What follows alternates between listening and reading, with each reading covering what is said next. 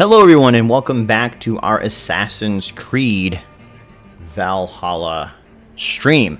So, I played a little bit yesterday. This is early access to the game and get a chance to play with you guys again today. I'm excited to do so, kind of show you guys what's in Assassin's Creed Valhalla. For many of you are wondering if you want to pick the game up, this is a nice way of kind of previewing what's inside the game.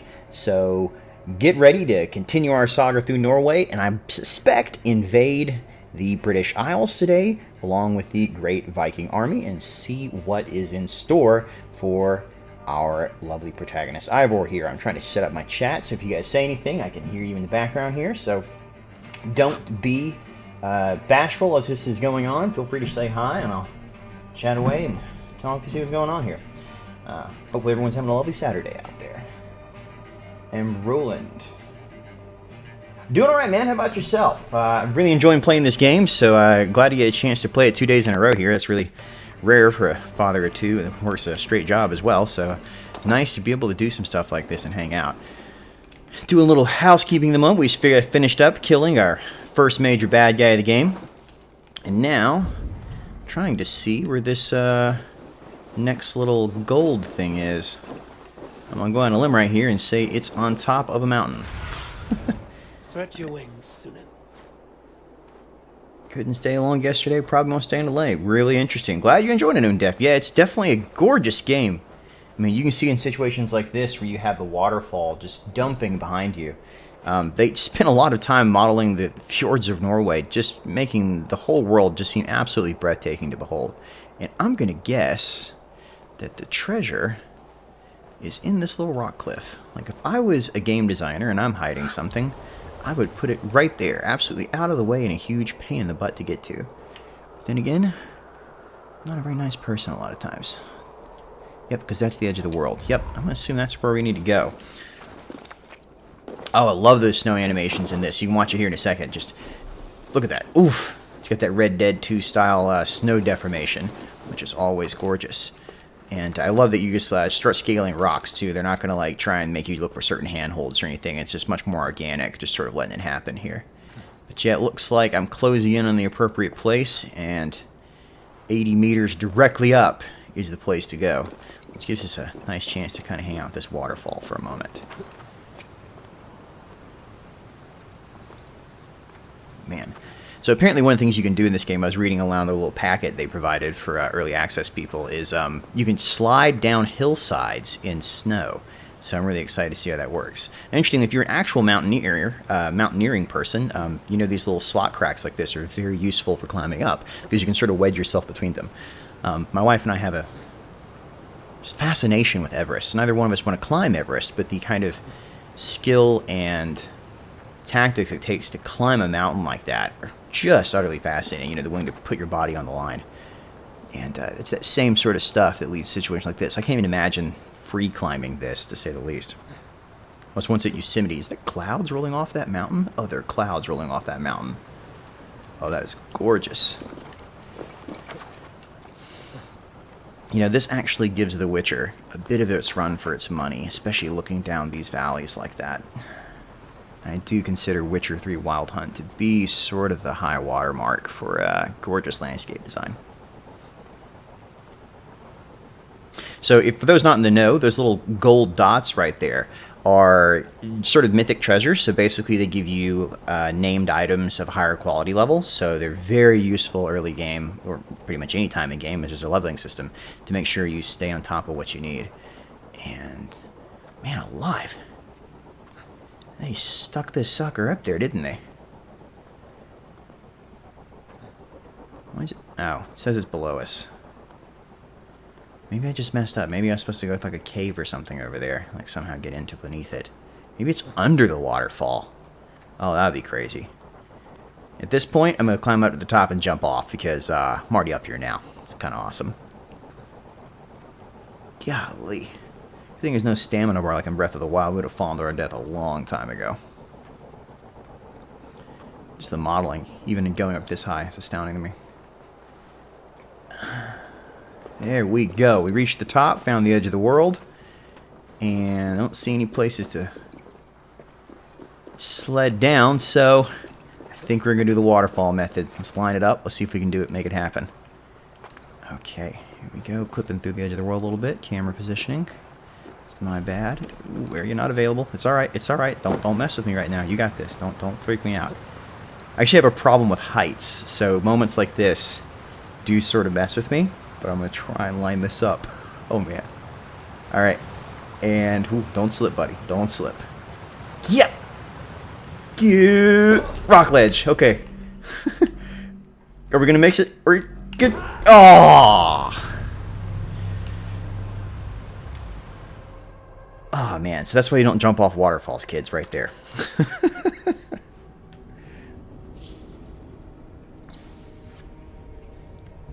Good running leap. Thought we were going to make it. Thought we were going to clear all the way to the bottom.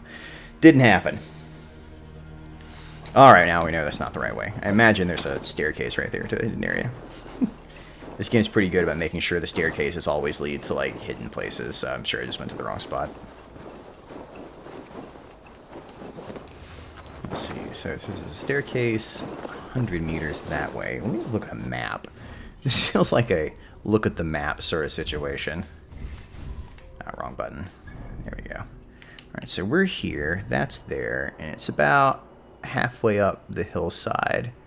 There's a staircase looks to be embedded in the waterfall. Or something close to it. And you can see where the actual structure here sort of leads to it. Let's see if they'll kind of follow it over there. Hey, from the beginning, supporting implement limits like stamina. Some people really enjoy limits. How do you feel about them? I feel about stamina limits the same way I feel about weapons that break. And the sort of I guess called like not weapon stamina, but like weapon durability systems. I just find they take. Some people really like that micromanagement. I'm not a huge fan. It definitely changes gameplay design, you know, so it creates a different feedback loop. It forces you to switch it up so you're not using the same weapon the whole time, which I like. But at the same time, I think that good gameplay design kind of forces you to do that anyway. You know, I mean, sometimes you need to use an axe, sometimes you need to use a sword to defeat certain enemies, just sort of built into the game. And so I think there's ways around having systems like stamina, especially for climbing. I mean, it just limits exploration. But, I mean, Breath of the Wild is the exception to that. You know, they found a way to make it work for them that most people enjoyed. I actually kind of like hypothermia systems and food systems. Light versions of them. That's the key, light versions. I don't want to have to be spending every 5 seconds, you know, eating berries. Because I don't know why you would ever do that. I mean, the day-night cycle in this game, I think, is like 5 hours. So realistically, I should have to eat, what, 3 times? But I find stamina systems and eating systems just really sort of overdo it on stuff like that. Mid-late 1800s, I think it's actually specifically the year 864, or 865. I say that because the Great Viking Army is either already in England or will very shortly arrive, and that is specifically those 2 dates. Because historic figures do appear in here, so it's pretty easy to track that sort of thing. So you can kind of figure out exactly what it is, as far as date-wise. Discord guys, send their regards. Yeah, I love my Discord. They're just, all of them are absolutely crazy. They're the salt of the earth. We have a Skaven lair in my Discord, which is the weirdest thing for people that don't know what's going on, because people pop in there and they're all speaking Skaven speak and like plotting my down throw the entire time. It's a special place. I would hate the Long Dark. Well, you see, the Long Dark is all designed around that concept, though, of survival specifically. So I feel like in that case, you know, it's sort of the point of the game in a sort of way, you know, is to survive. But as you said, you know, constantly having to eat and can be a bit annoying. Hypothermia mechanics I'm okay with because I feel like there's a reason for them, oddly enough, you know what I mean? Like, you're like, oh, okay. Okay, I'm on the rock wall right here, so where is it? Did I miss it somehow? Seems to be implying I'm missing it. Like, I climbed above it, and it's below me again. I feel like I'm not crazy right now. Like, I should be really close to whatever this... Oh, is it a crack?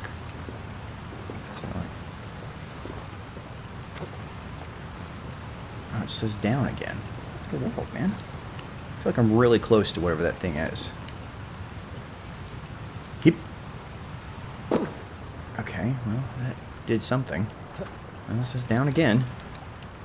Alright, so you keep saying go down, I'll keep going down. Yep. Oh, whoa!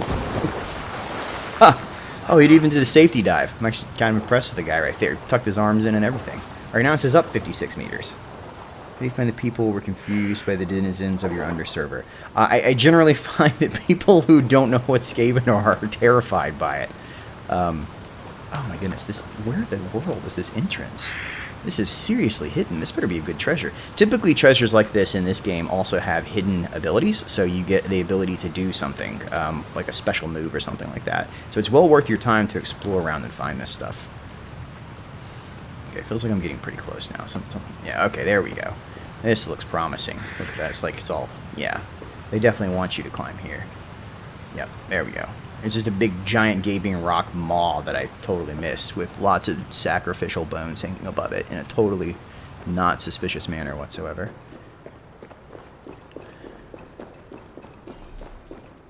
Area not available.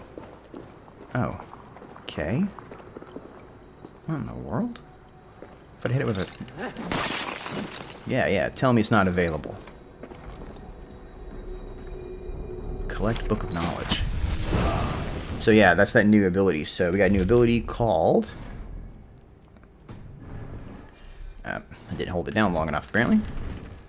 And that ability is called the Rage of somebody. We should have just popped it up right there. There, abilities, here it is.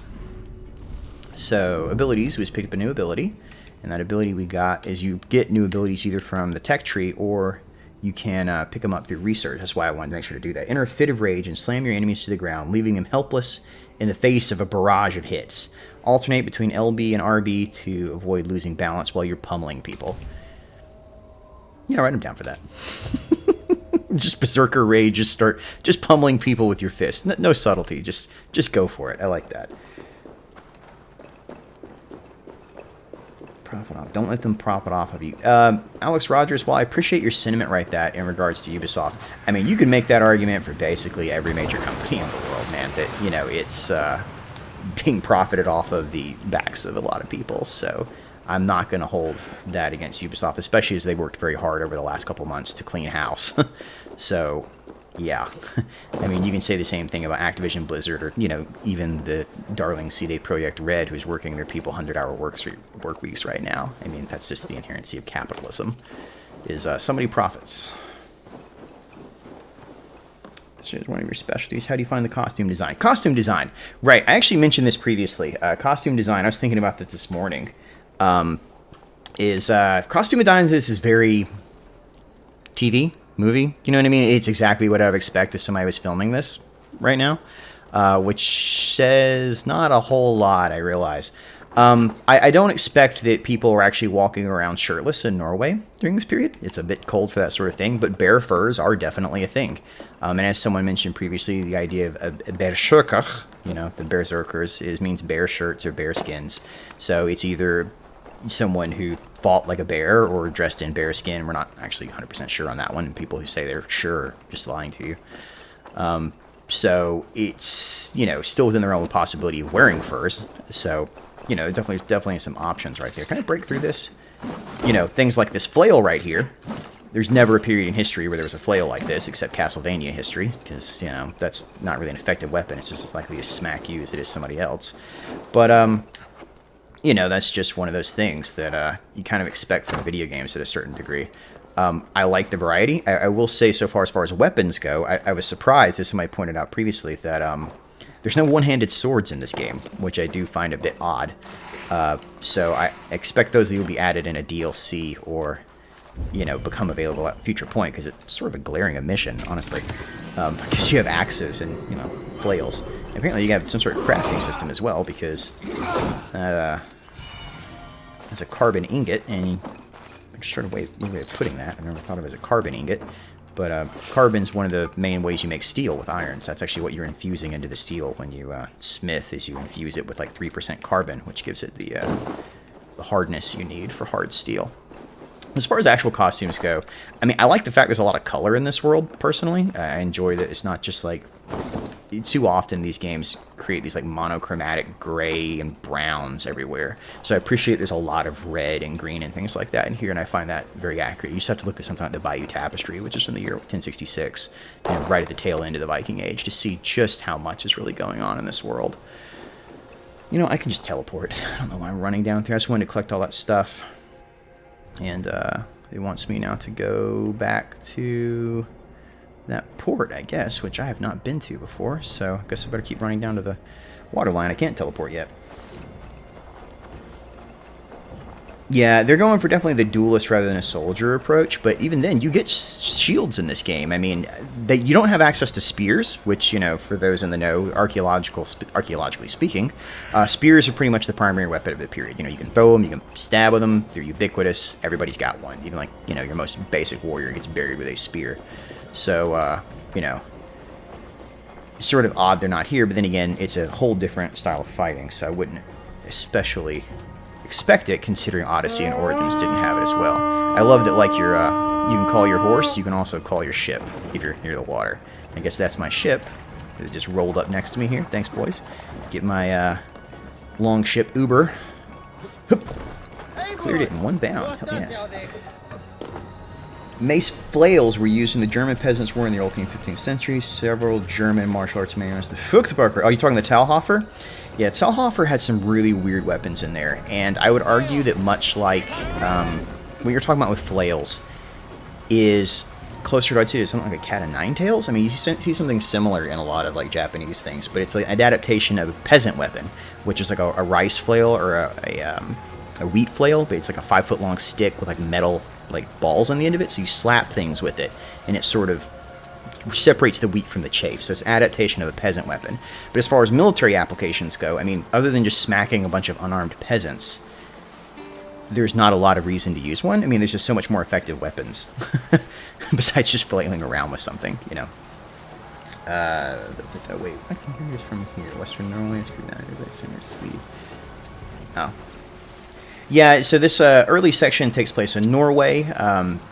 It's not necessarily they are from Norway. They're just speak, I guess, what would be ancient Norse during the period, which I get the impression most of the people all through this region spoke. I mean, you're not yet in the era of unified states. There's your individual clans, which come together to go raid and things like that, and then break apart depending on the seasons. And golly, this game is gorgeous. Sorry, I'm just appreciating the beauty for a second. I just love the way the water ripples on it as you're going through. I think there's a cinematic mode. Is there still a cinematic mode? Nope, that was not cinematic mode. Maybe cinematic mode hadn't been unlocked yet? I don't know.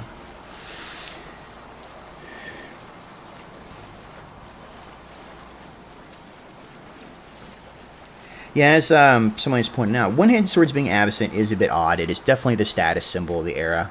You expect those to sort of be around. They're just something that comes up. Though, interestingly, two-handed swords are in the game, which you can argue whether or not those are historical. To do a slightly extended argument about two-handed swords for a second, because I mentioned this briefly in my broadcast yesterday.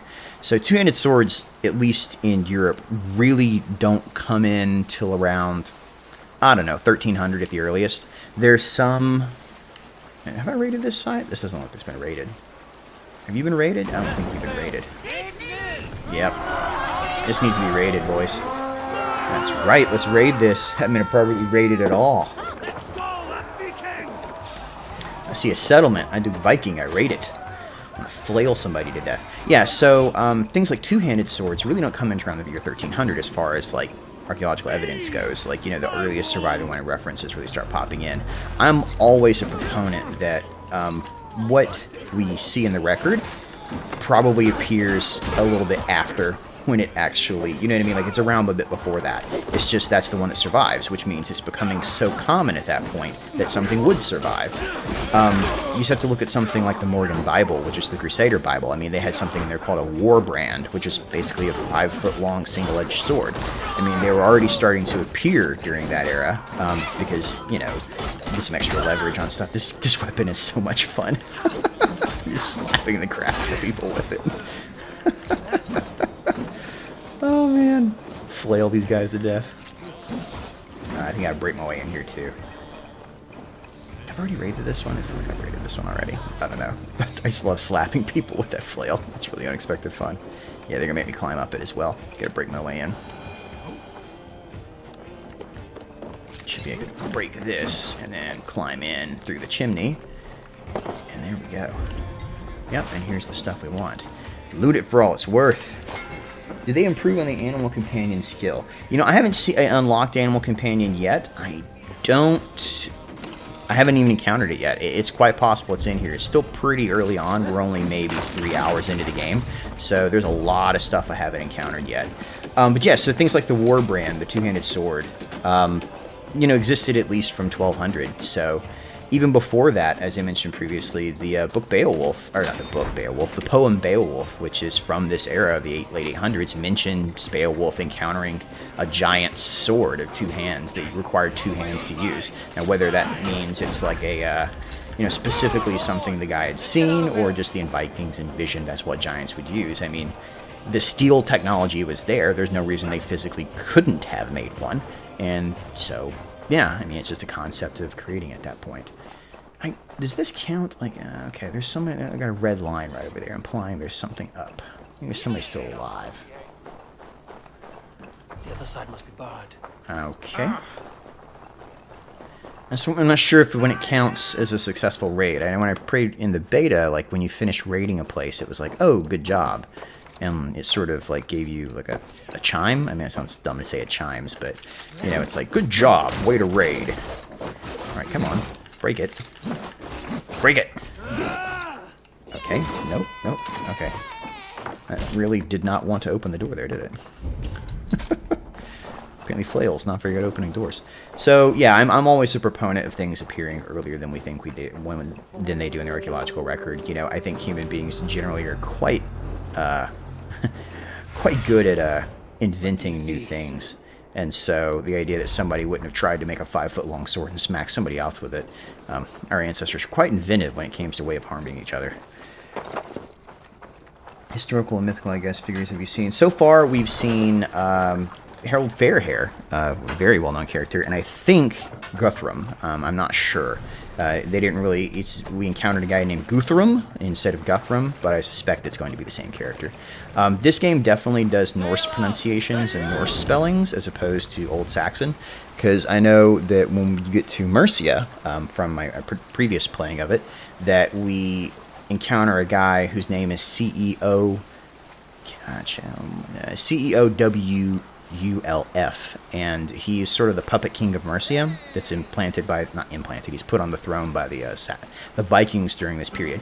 And I always said Ceolwulf, but they say Ceolwulf, with like a ch right there, which also goes towards the Norse pronunciation of things like CEORL, which a lot of people in Saxon call it a Carl, and it's where we get that word, but in here they call it a churl, like churlish, things like that. So they're definitely going for the Norse pronunciations as opposed to the Saxon pronunciations. It's also really good words like huskarl, the house man. Carl meaning man, churl meaning something slightly different.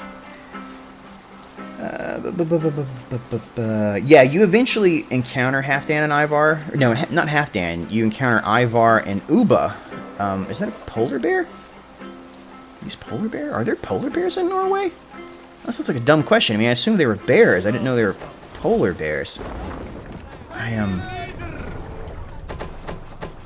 Yeah, I kind of want to kill a polar bear. I'm going to be honest right now. Like, yeah. Are you guys shooting at him too? All right, I like it, guys. I like where your head's at, boys. Come on, let's do this. Let's get it in the head. Get it in the head. Get it in the head. Nice. Come on, one more. We got this. Keep global warming, one bear at a time. We're going to solve it. Man, that's right. Loot these suckers. I'm sure there was something. Can't imagine you having bears and not, you know, being worth something. I feel like I should do the honorable thing and go, like, you know, flail it to death. To be fair, the Vikings were not necessarily honorable. They definitely prided themselves on being tricksy.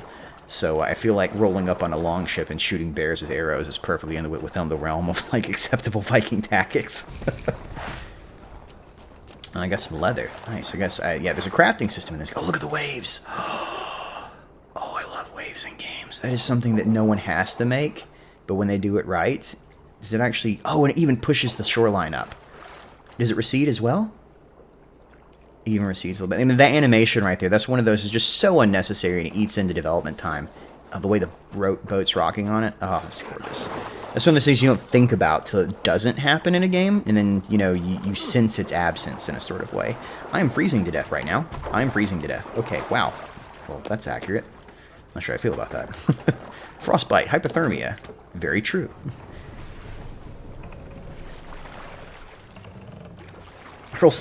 Someone just put on there that Earl Sigurd of Northumbria claimed that he was the grandson of a polar bear in the 990s. Yes, well, a lot of people claim a lot of things in history. It doesn't mean people took them seriously.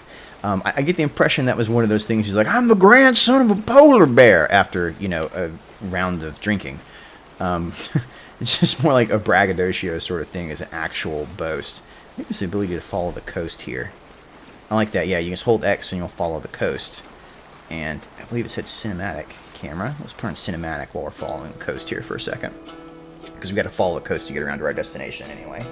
So let's see if it's, why is it turning left? Hey, don't turn left. Yeah, I'm going to follow that coast.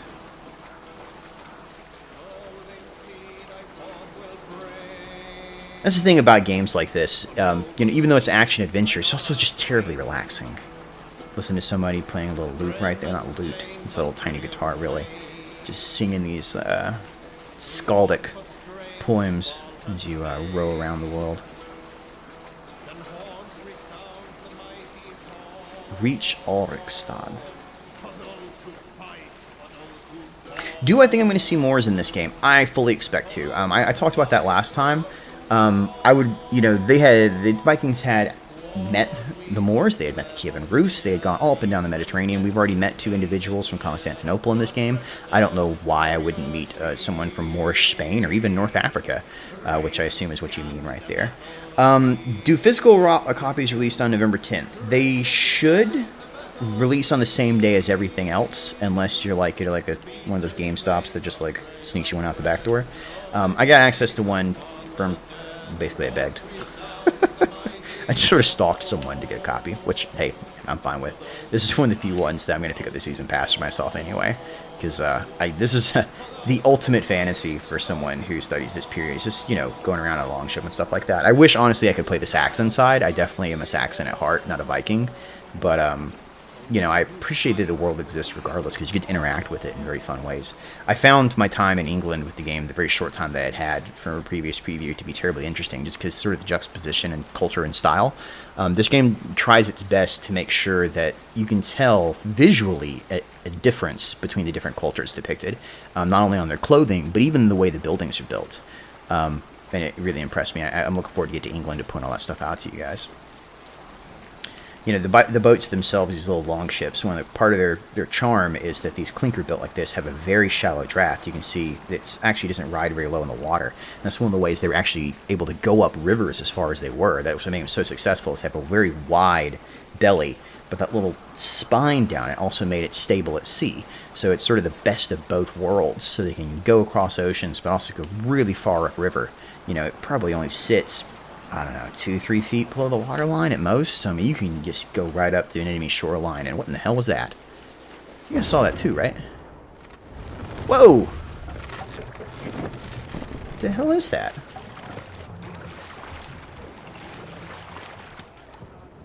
Oh, there's seals! Oh, there's seals on the shore. See them? They just crawled in. I was like, are there dolphins in this game? Or, like, not dolphins, like mermaids. That was a seal. It's a fur seal. Oh, there they are. They're hopping around right there. Oh, that is cool. I love wildlife in games like this. I love it. I live next to a pond. I've always been, an avid nature person, so it's always great to see stuff like this in games. Those little details that make it just feel so much more alive. I don't believe you have a fake name. I mean, I want to say more Viking faction. Fantastic post the best Viking match. How are people able to play so early? Generally, it's been handed out to influencers, and these are also review copies, so places like GameStop, IGN, things like that. I technically count as press now, because I do a lot of coverage on games like this, so I can apply for a press key, which is what this is. So technically, you're getting press coverage right now, so if anybody asks, make sure to say I did an excellent review, and you bought the game because of me. You can just lie. That's fine, too. But on the offhand chance you do actually buy the game, apparently if you go to Epic Game Store and buy it through them, you can put CW Bonds in as a code, and it does something. I actually don't know what it does. It's like a support a creator code. I assume I get a cut. I actually don't know. No one's ever done it. So I'm terribly curious what happens. Whoa. Harder enemies in the world, weak enemy is green, fair fight is white, challenging is red, and a skull will kill you without thinking. So apparently, we just crossed into an area that, definitely is above our power level. So we went from power level 1 to power level will kill us when it looks at us sideways. Good to know. So when we're here, don't start none unless we want some.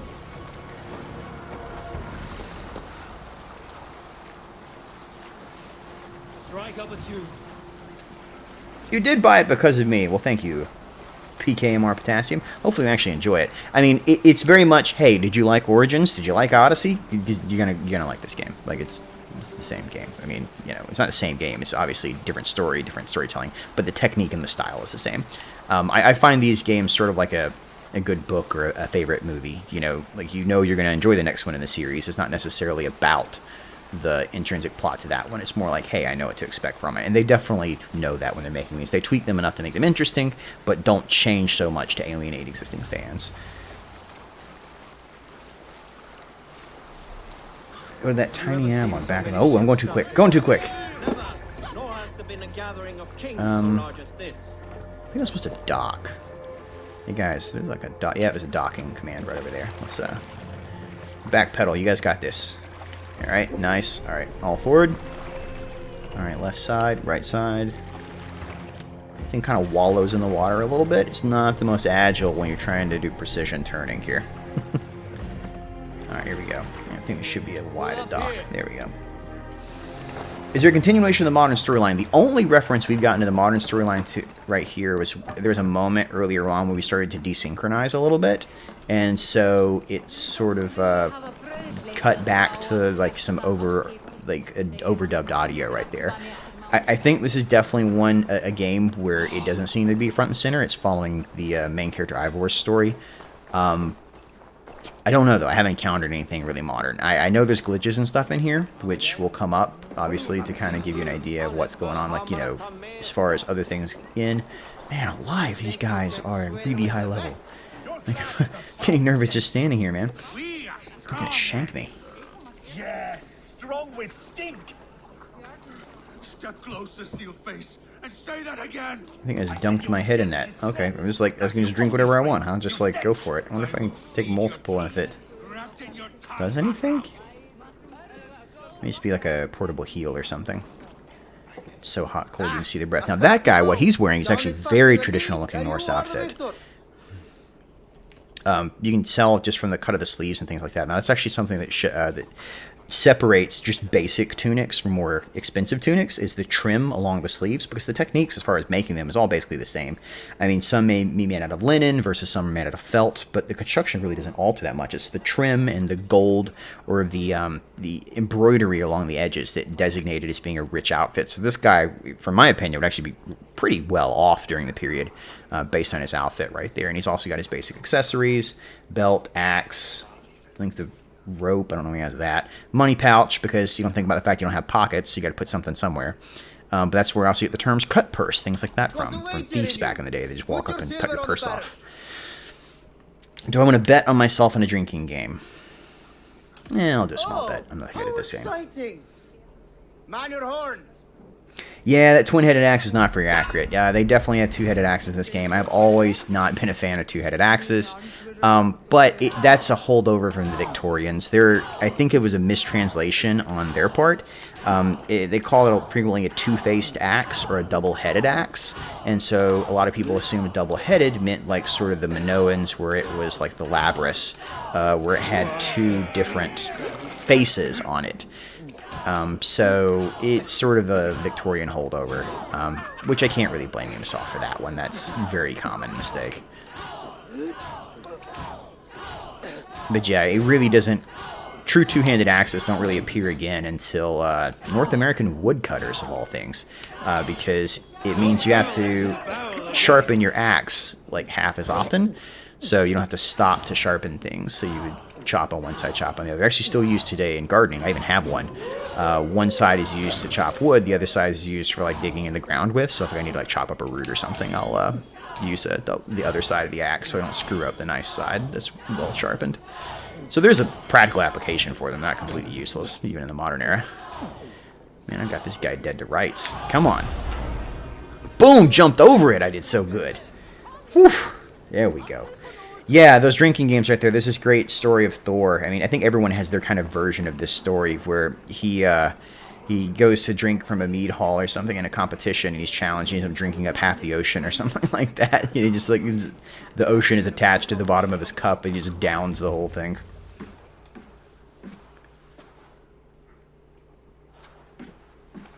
You have just won your heart's desire, Eivor. Yet by the look on your face, you have lost your will to live. Gorm is here with the last of his men. Why does that troll dare show his face? Leave it for another day. We are here under Harald. That's the son of the guy that we beat up Gorm yesterday. is too weak to try anything bold. So weak you can insult him in his He has a face. seed Fantastic. stain on his father's trousers. I should wipe him from this world. Not tonight, Eivor. Leave it. I think we're about to be invited to join the Great Viking Army to sail for England. The Summer Army, if I had to guess. The Great Summer Army, which is the follow-up to the Great Viking Army. So they were already there, and they sort of received reinforcements the following year. Watch over this one and see that he warms himself with drink. I will find my father and escort him to the Longhouse. Dane axes are very cool, and Dane axes are in the game. I don't think you can actually wield the two-handed axe in this game. It's just they're on the NPCs.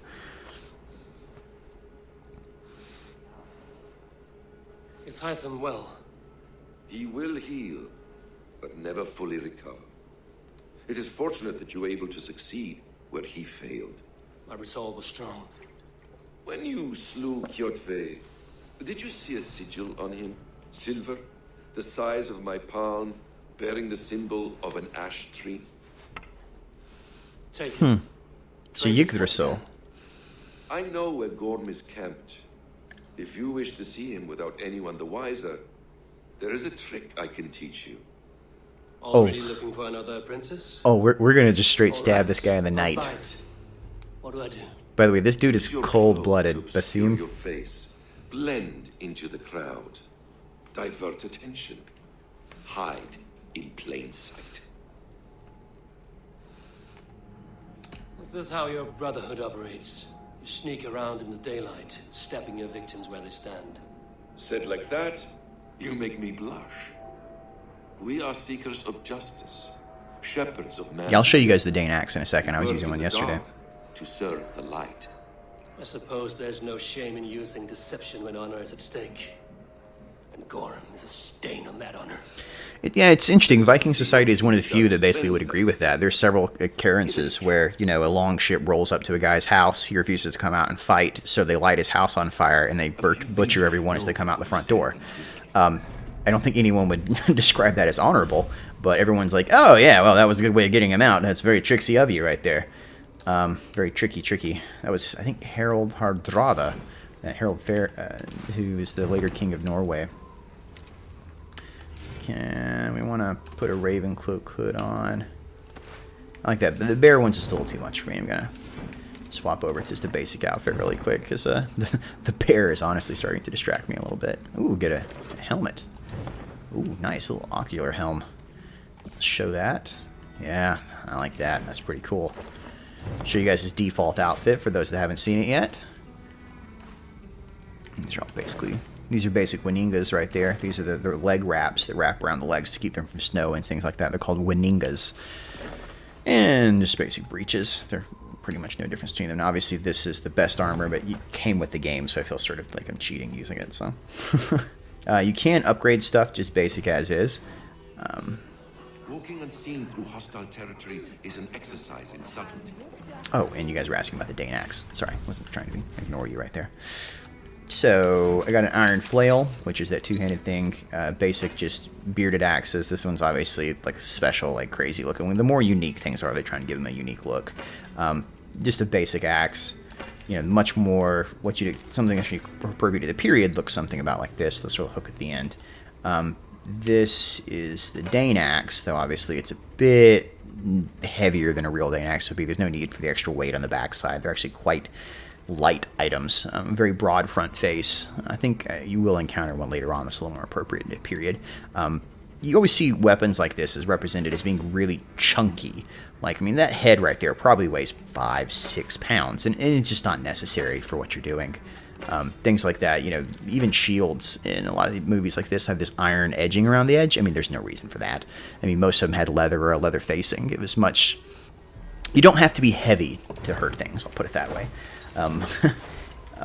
One of the most common things I remember for a fantasy trope is you play a game with like two-handed weapons, two-handed claymores, and it says they weigh 30 pounds. No, a two-handed sword weighs like 5, 6 at most, and even anything above that typically is entirely ceremonial. Even your average sword, just a one-handed sword, was 2-3 pounds, and an axe head was not much heavier. You know, it's about speed. I mean, if you've ever seen Japanese samurai trying to cut through a tatami mat, it's about speed and precision, and that speed plus the weight generates the force, right? Having something weigh extra heavy is not particularly necessary. I do like the idea, just let you just cloak up whenever you want now. Just boom! Cloaked. The old contextual menu is very handy. Considering which edition device to speak, can you show us the Berserker gear real quick? Yeah, that's why I had on a second ago, the bear gear. So this is the one that comes with the... What is the which one does the Berserker armor come with? Which edition does it come with? Actually, I haven't looked them up. I just know that the second tier comes with a... like season pass. So if you have Lady Ivor on, she doesn't show nips, by the way. You have to. She has like a bra like wrapping on, so just don't think she's going to be completely nude. And then finally, the helmet is a really cool bear head, which I really do like. It's stinking cool. I'll switch over to Lady Ivor here in a minute for those who haven't seen her yet. Hey man, come on, bud. Like I'm following you. Did I do something wrong? I think I did something wrong. All right, I'm just gonna keep walking.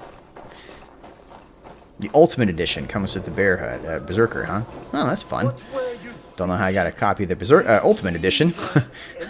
That's definitely surprising to me. You have to eat something before drinking that much. Enter Gorm's cabin. That's right, slip into his bed, lay down with him, warm it up, wait for him to... Dude, put on a jacket! What is wrong with you? Like, what in the hell, pal? Right, so this guy's actually wearing something more traditional, which you still see in, like... yeah, you can see like the leather with turned on the inside, almost like a shepherd's coat. That's much more what I'd expect to be an accurate period outfit. I don't know what this guy's doing, man. Like, I guess he's poor or something. Is that what they're going for? So it's like mismatched scraps of clothing. But dude, that is not appropriate like cold wear. The ladies' dresses, same thing. So the dress on the right, obviously is supposed to be peasant wear. Just the only difference between male and female stuff during this period really is length. Even men wore tunics down to their knees or below. So the idea that it sort of gathers in around the elbows right there, I don't think there's much evidence of that. But you can see sort of using my little cursor right there, the yet again kind of dressing it up with embroidery to kind of make it a little fancier, to try and designate lines of cloth cut and things like that. I had to do a short film one time where I had to make costuming. This is why I know all this. I also taught myself to sew doing it. Actually, not as bad as you would think I would be. Hey, not really there. Shh, ignore the guy just sneaking. I'm not really here. Not really here. Oh yeah, for those that don't know, I turned the stealth down like one notch because I'm so bad at stealth in this game, so I think they're being a little polite to me right now. I think they're going to make me go in through the front door. I'll also have to... Ooh! Shit. Ah, shit, that was my bad. Cannot use in conflict. Alright, I gotta run away. Apparently by taking out the bow, it broke out of stealth mode. Previous games did have microtransactions where you could buy, like when they release new armor for DLC, things like that, like little like $5 little mini ones. I haven't heard they're going to do with this one, but considering they did it for Odyssey and Origins, I'd be very surprised if they didn't have little kind of like additional armors and things like that. So that's what I would say, is I wouldn't be surprised to hear they did eventually add it. But as of right now, no, there's not a shop you can interact with. But I do believe there is plans to add one for, like I said, additional cosmetics, things like that. It's nothing, you know, necessary in the course of the game. But it will have DLC for sure in the case of New Worlds. I always do this, like, do stealth to complete the mission. And I'm like, I'm just going to murder everybody instead. It's faster for me. Hey, man, just, like, why do you keep coming in here? Like, it's awkward for both of us. You know I'm just going to beat you to death. Fine. I'm out of conflict. No. God damn it. Fine, I'll beat you to death too. So not historical. So cool. Like, guys, like, oh, come on, get out of conflict. Alright. Ugh, it's so dumb. Answer you, Commander. Bruh, what are the bronze? Pirate Bay. Where are the blondes and when is the Pirate Bay version releasing? I don't know. I don't support game piracy, personally. The moment I got a real job is the moment I started paying for games. Even before then, I typically didn't, just because, you know, this is an industry like anything else. And as for the blondes, I mean, they're all over the place. This Ivor is blonde, dude. Take up your weapon and follow me beyond these walls. Yeah. In Odin's favor, land where it may. You dare not break the king's peace here. So fuck you and your god talk. What say you to that? Shank. You are all subject to King Harald's truce. Break his peace and you Aww. will be cast out of Alric's. Well, so it really didn't matter if I snuck up in there or not. I will give you no trouble. You were shat into this world without honor. Maybe if I snuck in, I could have stabbed him right there. It just feels unlikely. Into hell's deepest ditch. Keep crowing, Eivor. You only make yourself an easier target.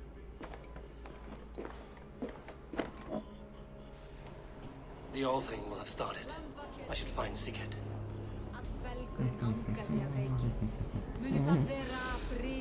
Shank. Yeah, I know, right? I totally expected to get shanked. You're like, no, no. You're just gonna, like... return to Sigurd. Okay.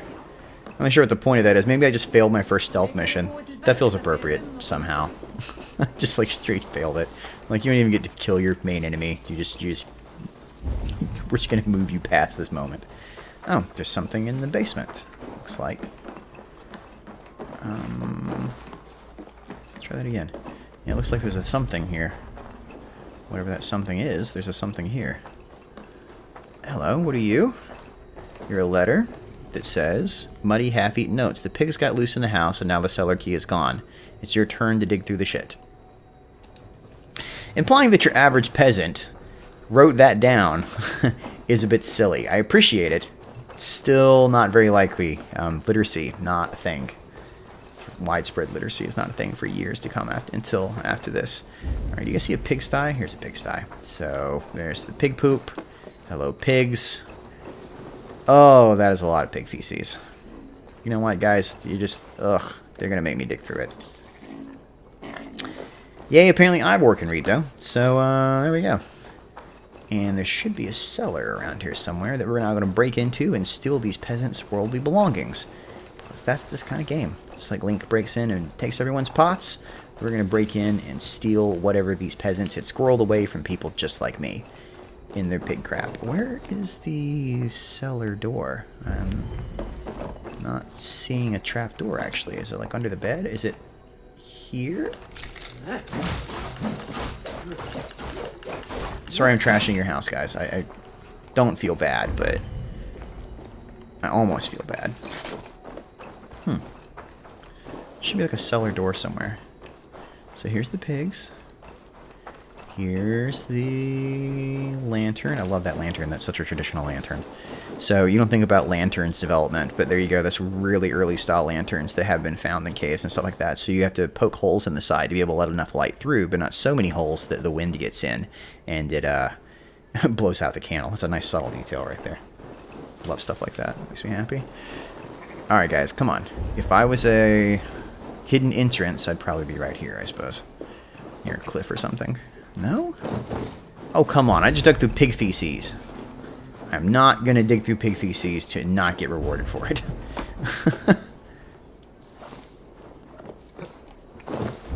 Oh my goodness. Around the back of the house, maybe? Yeah, that's what I was thinking. It's like, come on, man.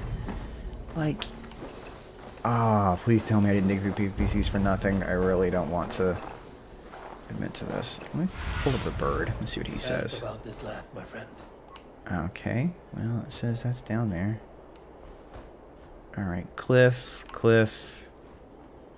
Looks like a sudden thingamajigoo. There's a fire or something right there. I don't know what the hell that is. And... Sorry, this bird's terribly useful. Oh, I see, I see. You gotta go down through that way, it looks like. So it looks like there's something like going on right here that has to be broken. And once that breaks, you can then go down the rest of the way to like a downstairs area. So we're just gonna commit larceny, break in whatever's going on here. Guess there's a quarry or something like that beneath the town is the idea. So now we can go down. Oh, they even give me out arrows. That's super polite of them. A lot of games think about that. It's like, you wasted arrow. Here, have another arrow. I don't know why random farmers had a pig that ate the key. I guess the guy who ever had the key got drunk or something. Another book of knowledge. Awesome, new ability. Mark of Death. Okay, Mark of Death is... What do we got here? Hold right trigger to mark sighted enemies. Release to let fly a deadly volley of arrows. Yes, please. Did I study Vikings specifically? I didn't study Vikings. I actually just studied early medieval combat. So Vikings. The irony right there. Yeah, so specifically my master's was in depictions of early medieval combat on film and television. Because at the time there wasn't a lot. It was sort of in that weird period right before, in the early 2000s right there, early mid-2000s, before things like Vikings and Last Kingdom actually started coming on TV. Vikings weren't really popular. Vikings were popular in the 50s and 60s and sort of died out and then came back again a couple of years ago. Like most things, historic epics had sort of faded away. You don't see many historic epic films anymore. But the rise of video games, ironically, renewed interest in it, I personally feel. So you sort of have it starting to come back. So I did a paper on how they're depicted and ways to depict it and how it can be adapted. So some shows have been better than others. All of them have some issues one way or the other, but you know, it all comes down to theory and practice and all that sort of fun stuff. And basically, I've never seen perfect depictions, but occasionally there's some pretty good ones on film, and I tend to enjoy it. This is another really big, great hall. Like, so, if you didn't know, Viking longhouses are built like they're long ships. So it's actually, if you can imagine, a ship turned on its back. And so that's the keel all the way down to the end. So it's the same technique to build both in a sort of way, which is sort of interesting there. Now, I have instant assassination on, so even though this guy is level 250, if I click assassinate right here, this sucker would die. And I will admit I like that. So that is an option if I wanted to just shank him randomly. I think they're going to make me use the front entrance, or a certain entrance. This is a very big hall, though. When will you give the game? When will I give the game? I don't have a copy to give, man. I wish I had a copy to give. That'd be awesome. I'm trying to maybe get some options to Vinrus. Jerk. I am hoping that when the next DLC comes out for Warhammer, whenever that is, I'll have a couple copies to give out then. I'm trying to come up with some interesting ideas for contests and giveaways and stuff like that. The cool stuff, but I don't have that sort of sway with Ubisoft. I hate long speeches. Only when you're not giving them. Many of you knew my father, Halfdan the Black. Oh, Great man who achieved great things. I'll talk about that in a second. This is this is Harold Fairhair. They buried his arse near ours, and we get nothing but a muddy river. I dream of something greater. A vast kingdom of warriors in numbers the world has never seen. United under one king, one rule. Too much blood has been spilled fighting one another. Today, we unify and turn our blades outward to conquer new lands. And who better to lead us to glory than me? I was blooded before the age of 10, and I led the greatest army Norway has ever seen. But they say a wise king seeks honest counsel, so I ask... And that's Guthrum over there on the far left, or Gorthrum, depending if it's the same character or not. I am not your enemy, King Harald, but I will not be your subject. Tomorrow we sail for greener shores, and so my kingdom is yours. This saddens me, noble Jarl. And does your wife agree? Is she not tired of limping ever westward? My husband and I are as one in this, Lord. We do not limp together. We fly. So speaking of Asian representation inside the game right there, which, I mean, like I said, they encountered the Kevin Roos and went pretty far into Russia, so there's no reason that people like this will not appear inside the game as far as different ethnic groups go. I offer you my axe and my oath, ironclad. Gorm Kjotveson, you dare show your face in this hall. Did not King Styrbjörn and his son Sigurd rid our lands of your foulness? The Raven clan dishonored me, great king. They poisoned my father, Kjotve. They made a mockery of his honorable death. Background, you lie! Don't not the appropriate time, buddy. This is a serious charge, Gorm, and a false one at that. My uncle saw your father die. Eivor Wolf-Kissed, you are Kjotve's slayer. This man has slandered your clan. What shall I do with him? Ooh, do I get to choose? Oh, I really get to choose. So we can kill, banish, or let Harold Fairhair decide. Oh man, I love they're going to let me choose. That's exciting. All right, chat, there's about a 5-second delay right here. So what do you guys want?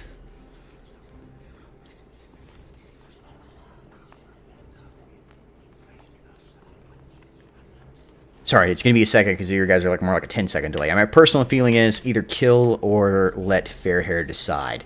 But I'm definitely not going to banish this guy. Forget this guy.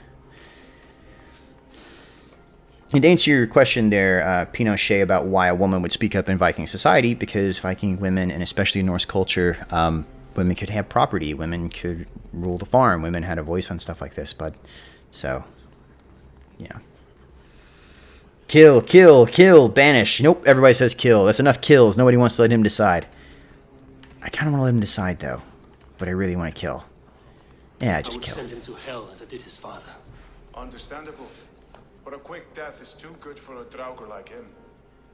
Gorm, I name you Worm and call you exiled. What? Leave these lands by the next full moon, or I will feed you to the crows. Well, then what was the point of letting me choose? Okay, so no matter what, he still winds up exiled. That was a crap decision. The floor is yours, King Styrbjörn. I have encountered one decision in a preview that actually seemed to impact the later game, which I was excited about, so that was not exactly a auspicious beginning to that, but I have seen choices later on that were far better than that. That sucked. I didn't like that.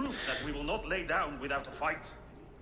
All here have buried friends, brothers and sisters, sons and daughters, and I... That guy has plot armor right now. My fill of death. Let those we'll kill him eventually, I'm sure. Look beyond our shores. If King Harold brings peace, then I am happy to bend my knee to him. What? What in hell's name are you doing, Father? Securing a lasting peace, Sigurd. Our days of fighting are finished. And this is one of the historic ideas for why Vikings started to raid England. That basically everyone started joining together and creating these super clans. And if you didn't join the super clan, you pretty much didn't have a choice. You either had to go settle somewhere else, or if you lost a battle against the guy, you were exiled and had to go somewhere else then as well. Their own internal politics sort of pushed them out of this area. You drink addled cow, alone and toothless in a bed of straw. Forgive my son. He is ruled by his emotions. I take no offense, Styrbjörn Jarl, and I thank you for your fealty. Have I seen Norseman, the comedy one? Yeah, it's pretty funny. I saw the first episode. I didn't get a chance to watch anything after that. But you have a lady taking part in the pillaging and other activities was sort of amusing. They made a nice joke out of it.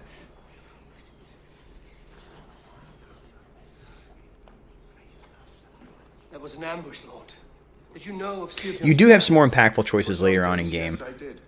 I know I've encountered at least one where apparently it makes a big decision in the long run based on early playtesting.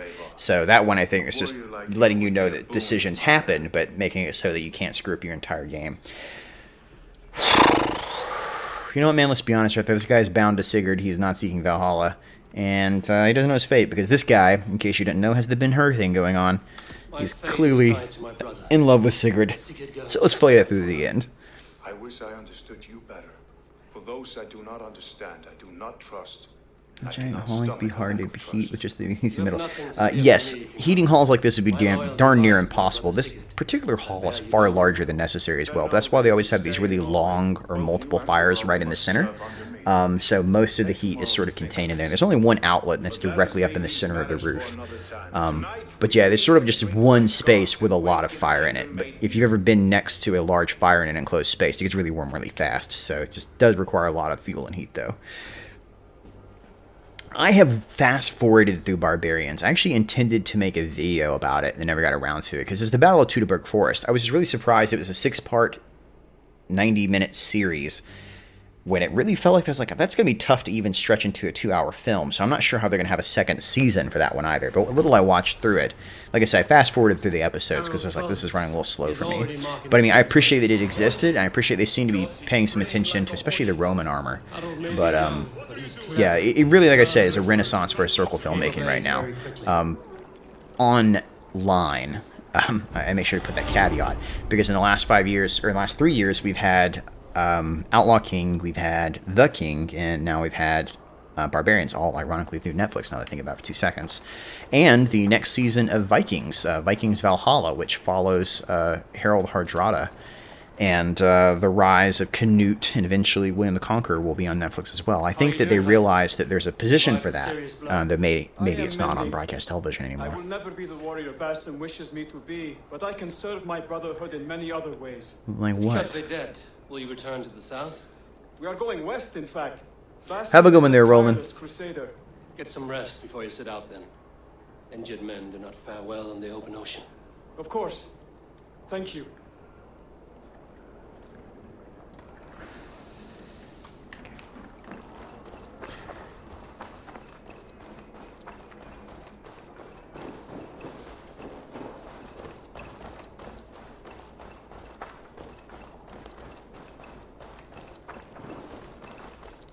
Oh, it's that dice game. I really don't like the dice game. I'm really bad at the dice game. There's a dice game in here that works like a combination of dice and Magic the Gathering. It is a huge time suck, and I can tell a lot of people are really going to like it if you like mini games. I'm really bad at it. I will not disgrace myself further by playing it. Let's see. Stealth. Someone's asking about animal companions. Stealth, recon, range, critical, range, stealth. Thus far I've been really enjoying melee, so I kind of want to keep down that path. Just see what my options are. Perfect attack, press B as weapon at 10 lands. This one is dual swap. I don't really ever need to swap because I'm using a two-handed weapon. You'll notice a lot of this sort of connects back together. You get stealth damage and everything, and the trees circle back around, so it's not like you're like locked into one forever. But I am curious sort of what happens if I go this way. Ability damage, Way of the Bear, stealth, stun, melee resistance, and something keeps going off that way further too. Way of the Bear bonus again, range. What's this? A parry damage? This also gives parry damage back to the attacker. Yeah, that sounds fun. Stealth, melee resistance, health, heavy damage, Way of the Bear aligned gear. Fire resistance, though, is not as useful. Don't I have... Oh, I thought I have skill points. Oh, I have to acquire that one first. That's what's happening. I want... Cannot get this? Oh, that dead-ended. Okay. Oh, it's like a shield. It was just a weird shape. That was the problem there. Okay, well, that was weird. Okay, now I see it. I got something in my inventory as well. Alright. If you told me this is an AC game 3 years ago, I'd say yes. Yes, it is. Yes, it's still very much an Assassin's Creed game. Very pretty Assassin's Creed game at that. But, find and speak to Sigurd. Right. Kind of need the bird for this. Alright, bird, what do you got for me? Somewhere over here? That's all you got, really? He's just somewhere over here, vaguely? Thanks so much for that. Super useful, Raven. Sit a while and play, friend. I'm not playing Warlog with you. That's a great way to lose everything I own. I guess we can't go in there right now. That's why it's blocked off.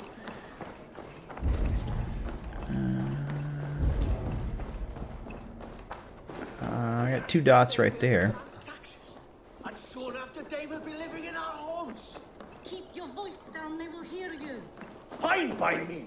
If those backgrounds come to our door, I will carve them new shitholes. Hey there, guys. You just arguing, huh? Can I interact with you? Is there a reason, like you have dots over your heads? Nope, apparently not. Alright, cool. Just, I guess you're like one of the various people I can encounter as I wander around the settlement. Restored accuracy cannon should be sacrificed during making certain gameplay. Yes, for... So, yeah, and that's the thing. I actually wrote a screenplay a couple years ago that did pretty well in a competition, where I had to adapt the Battle of Hastings to, you know, a 2-hour screenplay. And I suddenly got a much greater respect for... Sometimes you gotta make those sacrifices, as we said, you know, to actually... Oh my goodness, is it gonna like lock me so until I interact with this guy? I'm interested. Yes.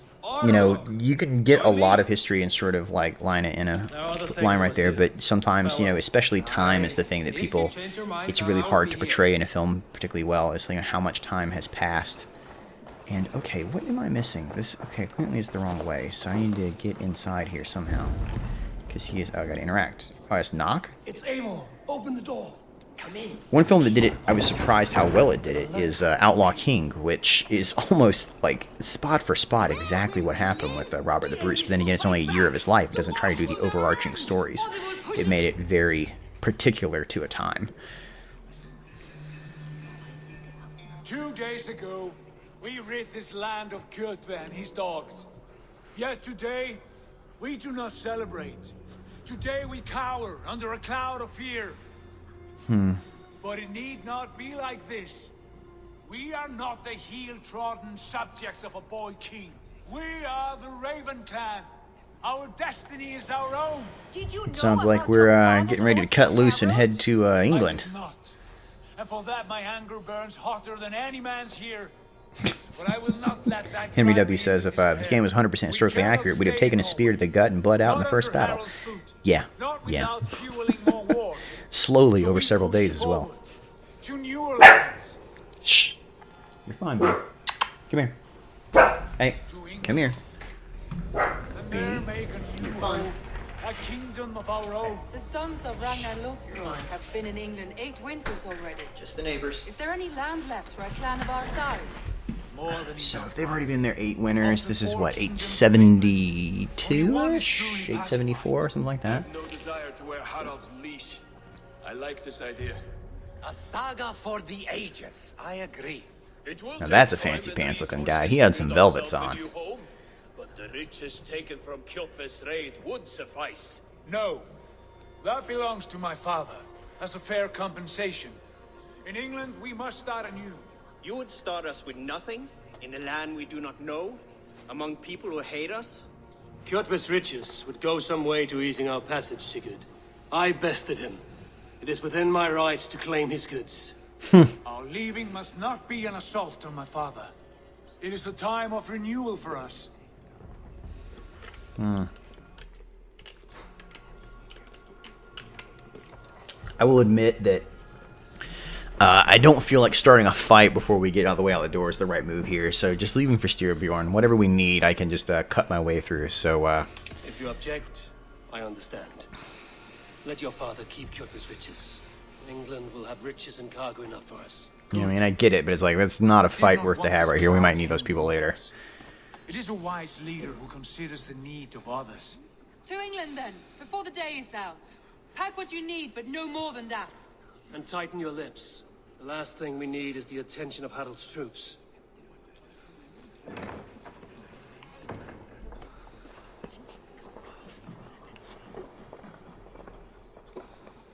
Hey, it's the seer again, who just like popped out of nowhere. How much did you hear? Enough. A new path is revealed and your journey will be challenging. Will you not join us? For my mother's sake, I cannot. But our threads will cross again before the... Yeah, Kingdom Come Deliverance, I played about halfway through and gave up on, just because you start running into problems like...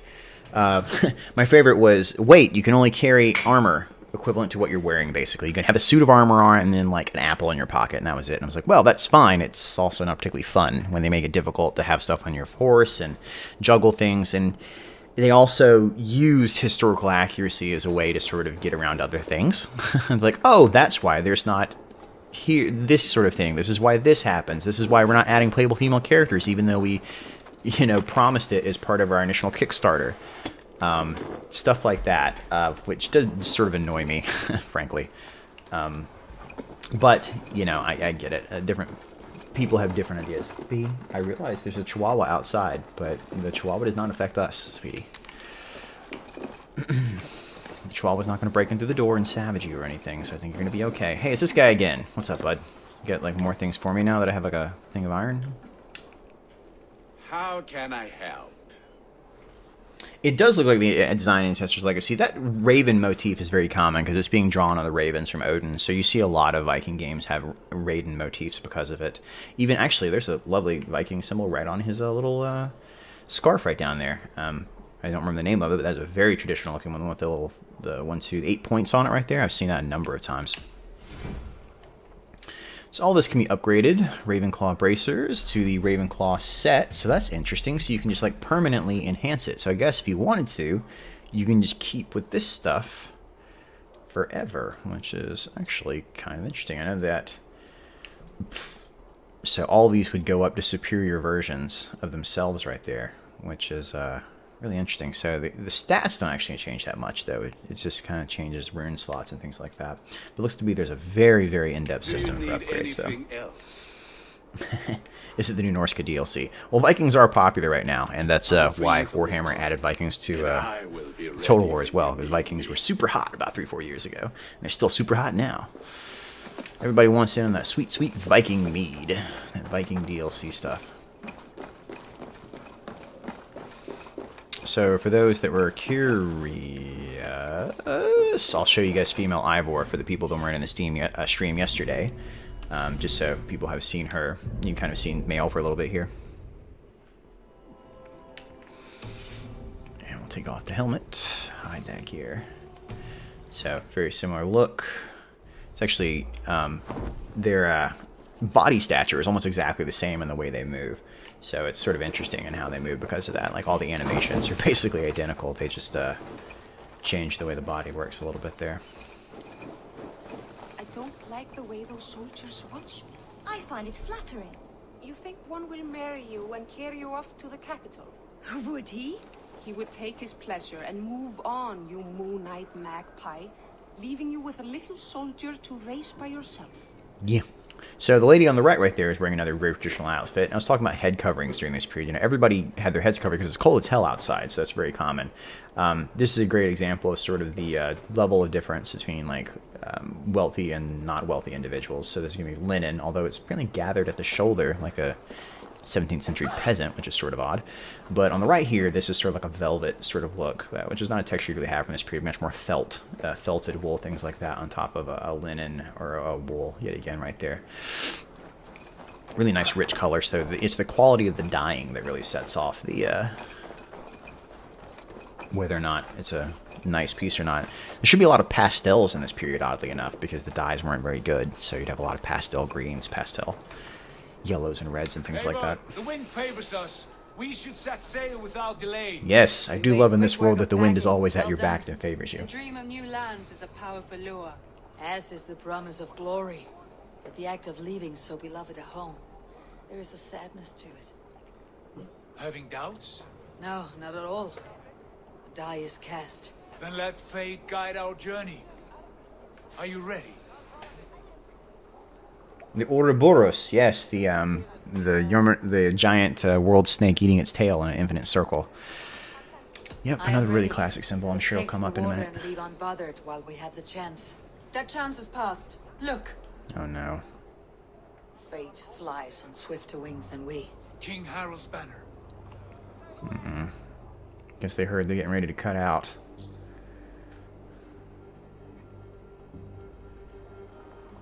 Sigurd, what is this assembly? What are you planning? An exit, father. As graceful as I can. For if I cannot be king in the land of my birth, I will start a new saga. In England. Nonsense. Your place is here, son, at my side. There will be other victories soon. Other glories. My choice is made, father. Do not hope otherwise. Styrbjorn Jarl. Our men were killed as we patrolled nearby. And the word is, Eivor swung the axe. What? If the dead could speak, what would they say of their deaths, wolf-kissed? They would tell you how they offered us insults, and how I slew them for it. As the dead cannot defend themselves, a fair gelt is wanted. 50 weight of silver for each life. By law. 50 weight? You will have it from me. A parent must pay the price of his children's folly. That was generous, Lord. Why England? Why throw away all you have for such an uncertain That's sort of out of nowhere right there. So that is actually a real concept during the period, that if you kill someone, even if it wasn't like they were attacking you, you do owe their weight, because basically the family has to be paid for. They have to, like, lost wages, things like that. Eivor speaks for both of us, Father. You gambled your honor, and you lost your family. I hope the trade was worth it. Anger and sadness wrestle for my heart, but I am glad you'll leave this place alive. That's an odd conversation. That story is not yet done. It's also odd that those guys sort of show up right there all of a sudden, because of the spies spying on the camp earlier, I assume, that we killed, that they're referring to, so I'm not really sure how they think they could dare ask for a weregild. I guess they knew the dad would pay.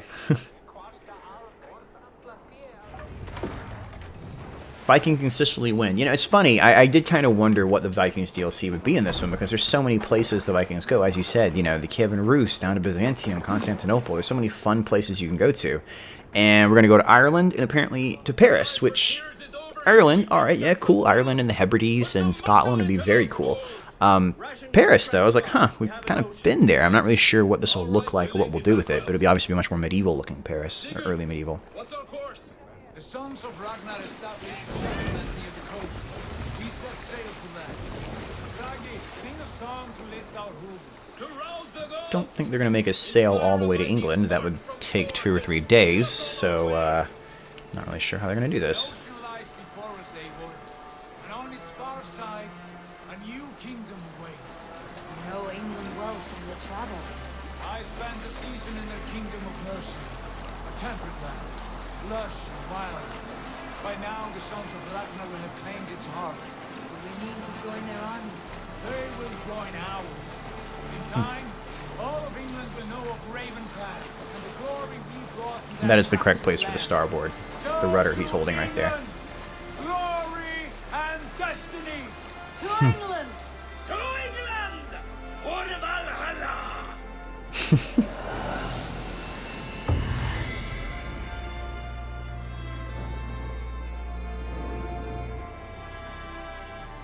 Man. So, all that, and now you get the title. I forget how long it is for the titles pop up in this game. And hey, someone asking about modern times. It looks like we have a modern times segment coming up.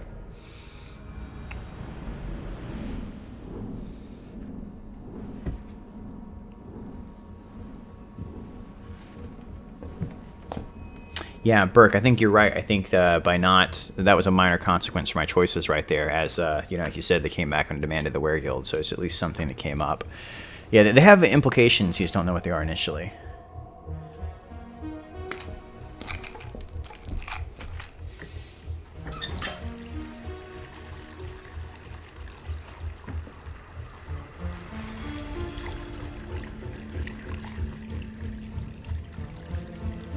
I'm not sure what she's been doing it, but she's been doing it way too long. I get the impression the Animus is definitely one of those things that is hyper addictive.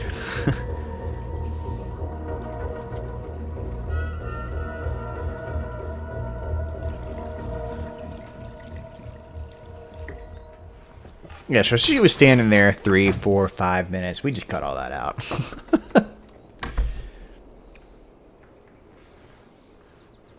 In a lecture at the University of Cambridge, Dr. Circa told a worried audience that scientists have few answers for them.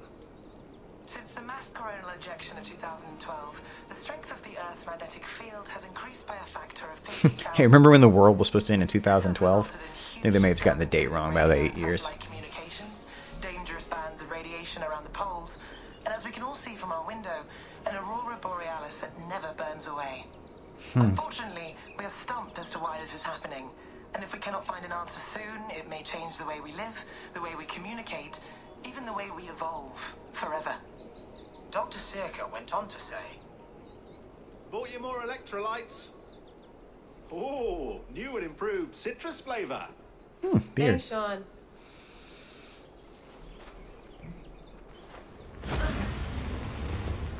Okay, you blasting. There's an earthquake.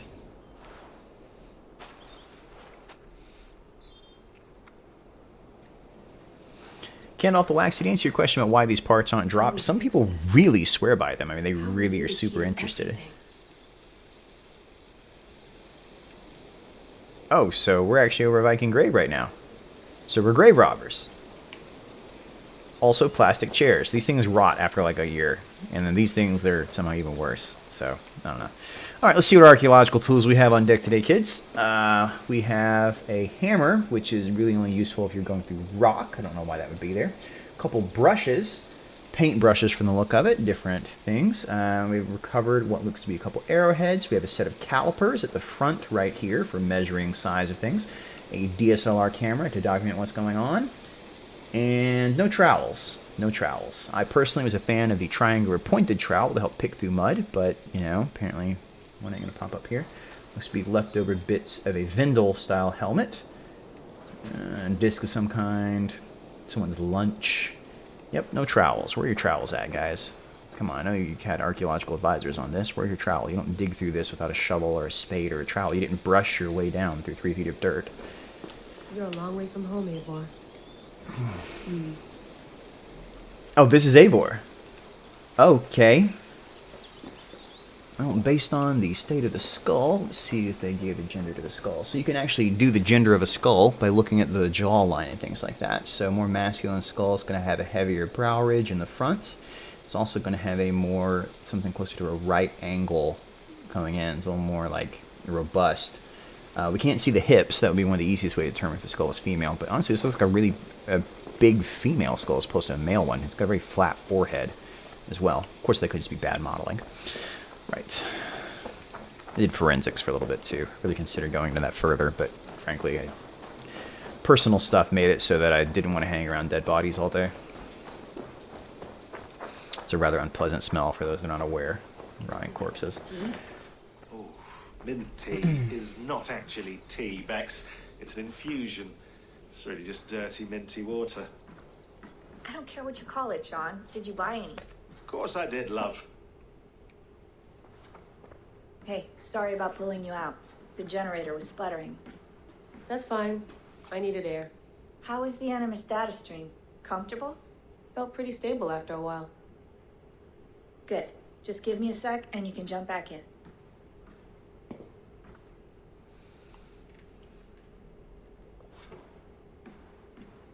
Yeah, that's the thing is, Vincentia said right there, the thing, people would care more if there's an overarching story kind of moving forward where you feel like you're really invested, but they really tied that up at this point, and they didn't really introduce another one, so it sort of took a back burner. I always sort of expect they'd drop it a bit more, but, you know, they still are kind of keeping it moving in the background. It's just these little kind of breadcrumbs moving along, but they're definitely shifting focus to the historical side more.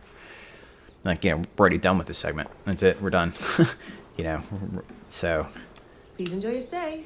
Remember, all the garbage must be packed out, and please water the plants once a day. Oh, so yeah, I won't remember that. Apparently we're just like renting this house for the weekend. That's nice. That is a serious bear fur. Holy whoa. That is a big old bear. What's up, bud? Hello, Layla. Sean, what do you make of the grave out there? Yeah. Well, it overturns a few hundred years of scholarship about the first Europeans to set foot in North America. Not really, but okay. Apart from that, it's just a bunch of muddy bones, isn't it? So we're in North America, and Ivor winds up in North America. So there are references to that in other games. That makes sense. On my neck for a second? Ah, the mood stabilizer. Yes. Probably you're going crazy. I mean, I feel good, but I want to make sure there's no side effects. There shouldn't be. It's only blocking outside. You can kill some peasants, Jow. It's not a whole bunch of them. You know.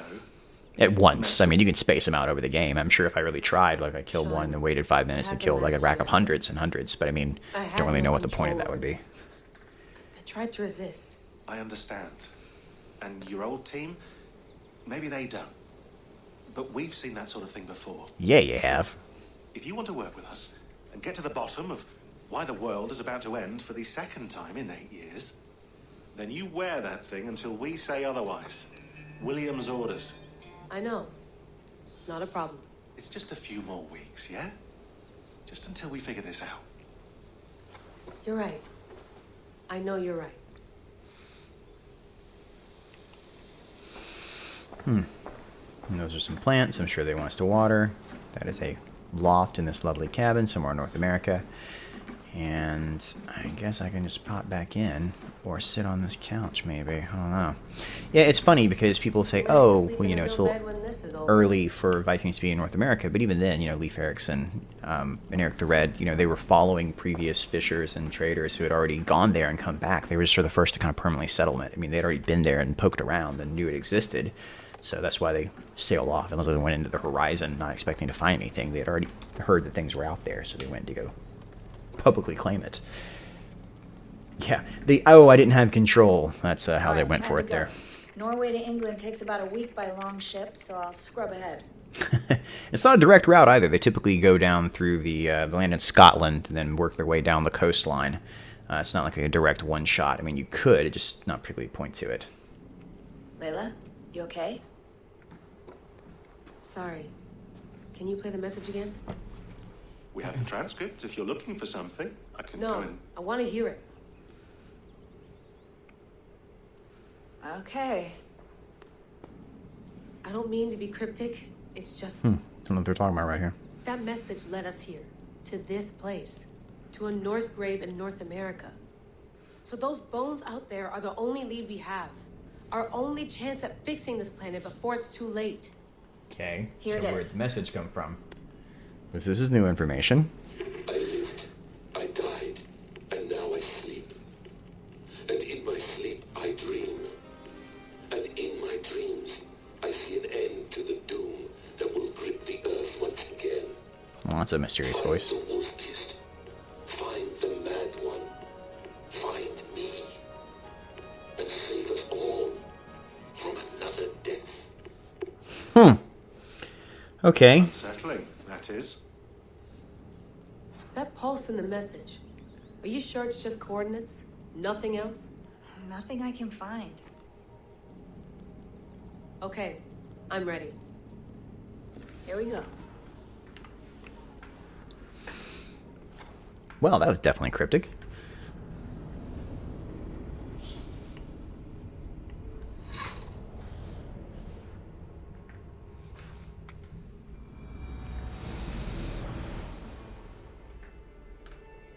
Saving the world. I know, right? The classic storyline for Assassin's Creed. Oh, it's 873. Yeah, so this is much later in a way.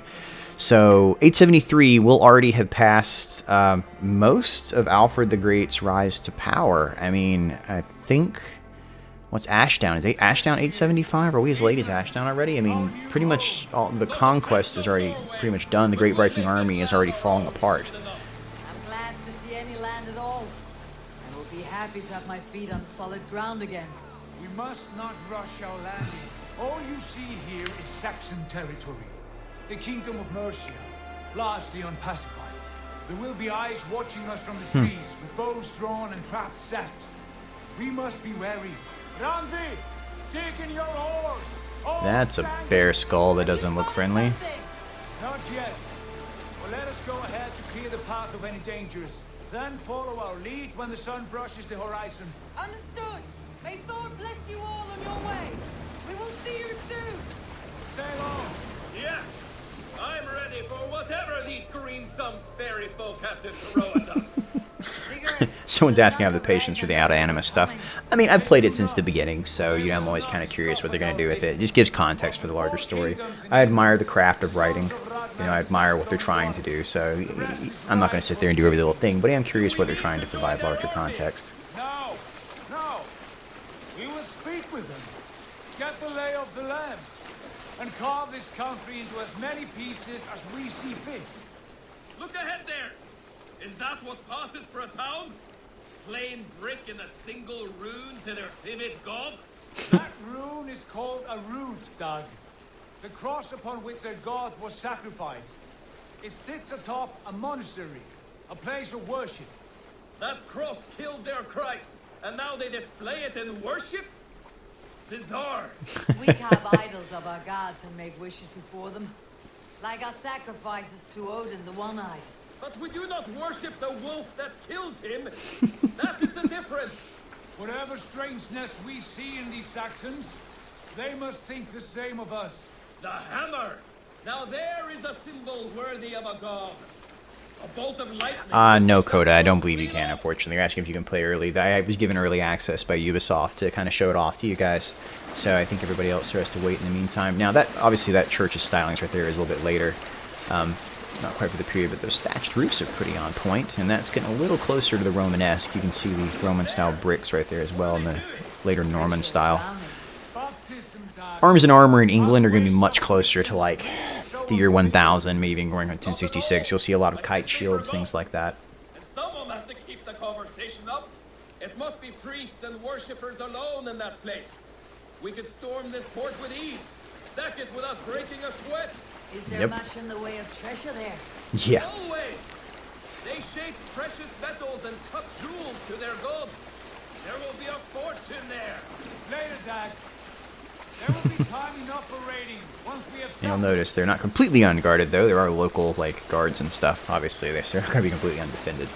That's why those were lightning raids for the most part. Vikings could go in, loot things, and get away as fast as possible, knowing that, you know, reinforcements would arrive if they stuck around for too long. We must remove it before passing on. And that is another technique that did come up later on, especially with the Siege of Paris, is they would start putting chains across the rivers to keep the Viking ships from being able to sail up them. That is a very real thing that happened. Oh, you think people who get the or pre-order get the game one day early? No, that makes sense. That's kind of fun. And Christopher Smith, you're asking about fire arrows. Yeah, you get fire arrows in this game. It's something that comes up. Now, I know that there are other web people on the web that have a particular disdain for fire arrows. I'm not among them. They have found cages on wrecks like the Mary Rose from the later 1400s, where it's like a little, tiny little cage, almost like you like pinch your fingers together. And yeah, I mean, it was a fire delivery device. Now, I mean, you wouldn't use it in open battle, but if you need to lob some fire into a city really quick, I mean, it's a pretty effective way of going about it. You know, in a one-on-one combat, there's not a lot of point to it, but, you know, that's true for a lot of things. You know, for games like this, or for movies, I mean, often those things are being shown during night sequences or larger battle sequences, sort of give you an idea of what's going on. It's, you know, about impossible to actually keep eyes on arrows in the middle of the night. So they put the fire in there because it, frankly, looks pretty. I mean, if you want to... But that's not true. It's not... Well, I was going to say it's not true. It's not limited to just Viking-era games. If you watched Barbarians on Netflix, you'll find out, okay, that doesn't kill him, so don't do it. They end it with putting fire in the middle of it and trying to divide up the Legion that way instead of actually, you know, like assaulting them. So, you know, the idea of fire being the ultimate weapon has been around on film and stuff like that for quite some time. Even films like Spartacus back in the day would have these giant rolling boulders that came down. Come on, can I not kill him with one shot, really? That's so annoying. That's fine. But whistling arrows, distraction arrows, yeah, I mean, that's your thing as well. I mean, you know, there's... I mean, whether or not it whistles or makes a noise or something else, I mean, arrows that make a noise are a thing. There's terrification. I mean, I think it was the Romans that said they would encounter people that did weird stuff with their arrows or stuff to make them make noise. Even the hooting and hollering and yelling, these are all psychological tactics. I think people really don't appreciate the psychology of battle. Like in this particular case, I've already killed 2 guys. If this is a real fight in a real situation, based on, you know, things like Book of Killing or the Book of On Killing, sorry about that, by Grossman, or The Face of Battle by John Keegan. Realistically, these guys would have run away already. They'd be like, oh, screw this, and they'd run off because, you know, they see the guys just randomly dropping dead. They're not going to stick around. But that's not something you see in games for the most part. You know, you got to go in and like shank everybody here. Oh, hello. Just check. What about the whistling arrows? Water arrow is best. Oh, funny. Read. What do we got? After conducting several trials, you found these naval chains will hold against even the most durable Danish ships. Now, Dane is sort of a catch-all term from anyone coming from the Norse countries of Denmark or Norway or Sweden or any of that sort of area around there. So they're all called Danes in this period. Several more blockades will be constructed in the coming months. Best defense against virtual incursions. Yeah, they're right. They pretty much are. Hello, rats. Oof, don't like rats. So those kite shields I was talking about. They become much more prevalent later. You know, provide better defense on the leg and things like that. So generally, people sort of swapped over to them and away from the the individual dueling style commonly associated with the Vikings. You know, massed formations are becoming more regular infantry, less about raids and speed and things like that. So obviously they sort of... Okay, I have to shoot this, but I got to shoot it. Let's shoot it. Yeah, classic. Classic game design. You know, if it glows red, you can shoot it. And I missed. That was just sad. You guys didn't see that. Crashes into the water. I honestly wish we could have salvaged that chain. That's a lot of good pig iron right there, man. That's would have been nice to keep some of that. All right, boys, come on. Let me see if I can get... You know, if you guys like move like a foot closer, I could have made that. I'm just saying. We should be close now, barring any more surprises. Yeah, barring any more surprises. I guess I'm not in charge of the boat. You are.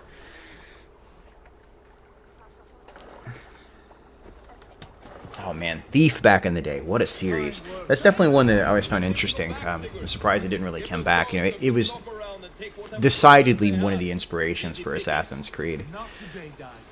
We press on until we reach our goal. We cannot afford Lovely willows right there. Now be on your guard. It should not be far. You can see just how drastically different England feels from Norway. I mean, obviously not all Norway is covered in snow year-round, but they want you to get right off the bat just how much more golden this world is, how much more fertile. You know, permanently twilight hour of the sun, sort of the golden hue over everything. Have no worry. Ah, I can see it now. Suckling pig, tender and juicy. And the ale as gold as the treasures that we failed to steal back there. A man of simple pleasures, aren't you, Dak? And here for it. For my part, I look forward to standing... So we're going to meet the sons of Ragnar, Halfdan, Ivar, and Ubba here. What giants? The great Romans and their empire. Giants of a forgotten age. They held dominion here long ago, and their ruins dot the landscape. Every brick and stone tells a story of conquest and glory. And now, they are rubble and ash. Ready to... Nice.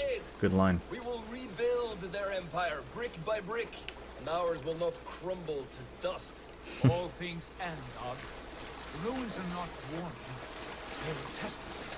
So, interesting, both voice actors for Ivor, both male and female, are from Denmark. So, they are Danes themselves in the truest sense. Sigurd, hold back. Something isn't right. They did, yeah. JP Yale there, so definitely Ghost of Tsushima, they get a bit into the fear tactics there, and they certainly do. You know, you kill about half the force, and people start running off.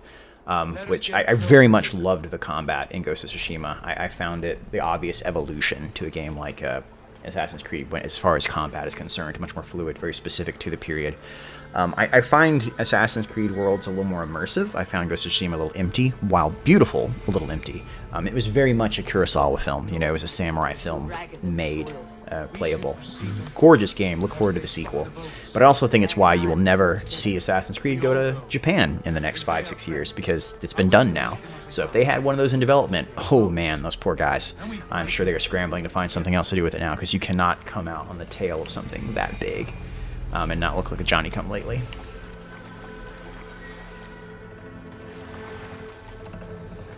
Where's the bottom for parrying? You can hit the button for parrying. It's left shoulder.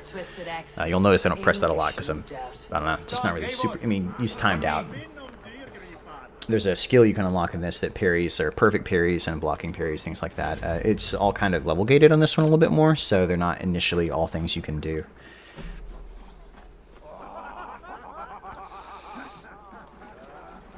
Some shaggy breeches there. What in the world? He's got a skull taped to his helmet. This? A mess of filthy Danes befouling our riverways? I love that accent. It's so goofy. Give us your name.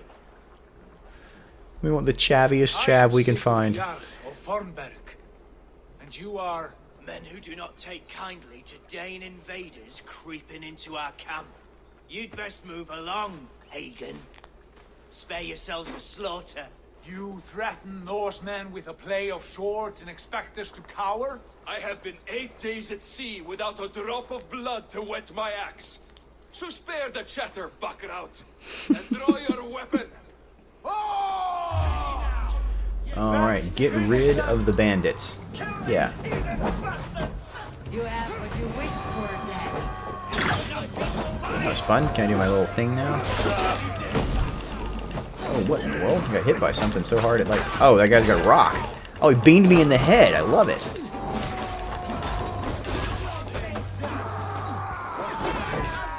How do I do this? I gotta... Oh, I'm sorry. Oh, you got a sling too. You guys are... Oh, that guy's running away. It's talking about people running away right there. Yeah, I guess they're sort of giving up. Fuck that. That flail is so not historical, but I just love smacking people with it. It's just so great. It's like, it's Castlevania flashbacks constantly. My god, those slings hurt. And that is accurate too. I mean, you get hit in the head with a rock.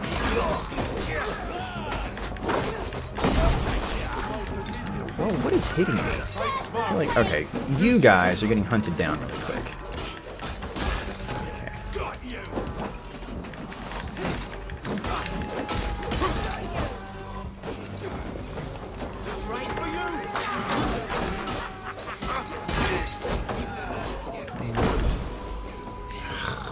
Oh, it's that clown right there. That's who's doing it. Okay.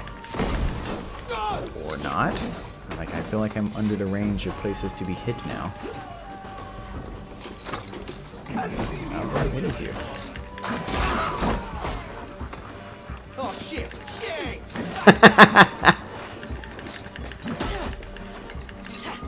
Gotta wind this thing up. I gotta switch back to an axe, man. I'm gonna get killed. I keep swinging it around like a moron like that. Yeah, not all appreciation of the fact there are definitely two different languages here. Now, a lot of the Norse would have probably been able to speak Old Saxon and vice versa, but it wasn't been like, you know, one-to-one. There's a lot of similarities as far as like words being loaned back and forth, but a lot of that comes from the occupation that comes with it, as opposed to just like an intrinsic difference between them, or lack of difference. Right. I will check the longhouse. Scavengers might still be hiding inside the longhouse. Yeah, let's switch to a different weapon. Let's play with something a little different here. That one takes a little bit long to get swinging in a way that kind of surprised me there. So bearded axe. We'll do that, and then in my other hand, let's put the let's do shield and bearded. I don't know. Yeah, let's do just shield and bearded axe. Shield and axe, classic combo right there. Also want to tweak one thing because as I'm listening right now, it's and the sound, the voices aren't coming as much as I would like, so they have a little dialogue boost right there, which should be pretty nice. I'll try that out. Yeah, that little hop thing, man. Yeah, it helps you move a little quicker by pressing X to dodge around, so it just kind of encourages a little bit of quicker movement. Scavengers must be inside the longhouse. Well, I guess we're going to climb up then. It said that the main guy has been to Britain before, but the other ones have not. So it looks like it's sort of a... Some people had been here previously, and not all of them had. All these rafters. Oh. Okay, well here I thought I was going to assassinate someone. Guess not. I just want me to, like, drop down. Alright, this is going to hurt. Sorry. Wait! Who are you? Are you with those brigands as well? Sigurd, Dag, in here. Those men had prisoners. You there! Untie us! Let us walk and we will not hurt you! Quite bold in those bindings. I like your spirit. We are very agreeable people, I promise. You need not kill us. Also called, we don't care who we work for, man. To hurt you. What are your names? Yenli. I'm a merchant. Captain Cannibal I keep hearing this from people. I'm just going to point this out to you, but it's not like they just stand around waiting to be slaughtered. Like, when the bell goes off, they all run for the hills. So, I mean, if you want to chase them down, you can. I mean, but yet again, even if you're a Viking, why would you chase down the civilians? Why wouldn't you fight the guys that are staying behind to defend it and then loot the place? There's just not a lot of reason to chase down and murder civilians, even if you're a Viking. That just makes you a sadist. Or psychopath, take your pick. But they were gone when we arrived. Unbind them. How long of a trip would be? They said 7 days right here. I've always felt it's probably closer to 2 or 3 because they're not going directly to. Typically they go to Scotland and kind of work their ways down the Orkneys, and then to Scotland and kind of like bounce down the coast. They don't really go directly, just because there's no reason to be on the open sea for that long. If you can go to just a port and then work your way down the coastline, it's much safer. Where will you go now? What will you do? Repeat my stocks, start anew. I have friends and allies across the land to aid me, but it won't be easy. Every town and village needs a stable to keep horses fit and trim. I'll find my footing again, somewhere.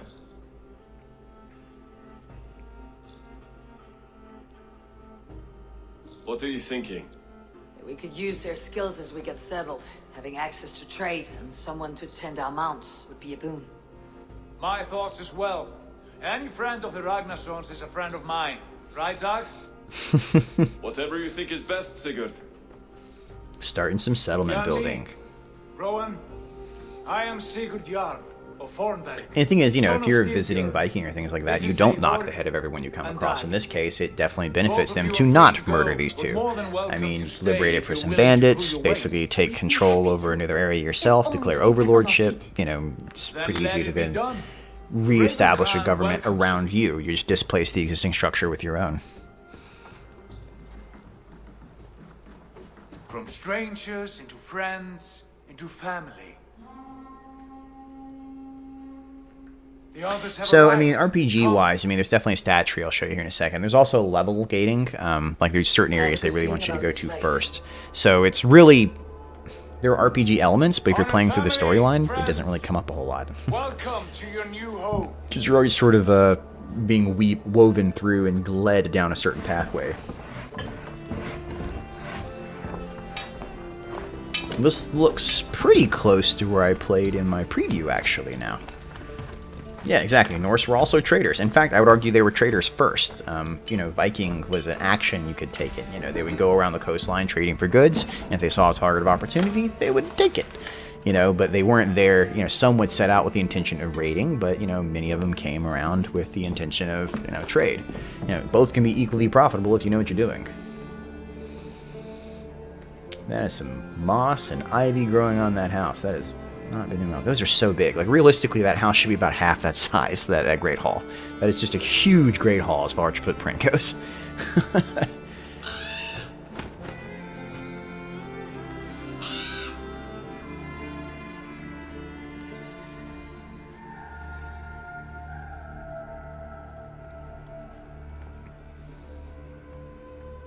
Fine work. A longhouse to rival any I've seen. Yeah.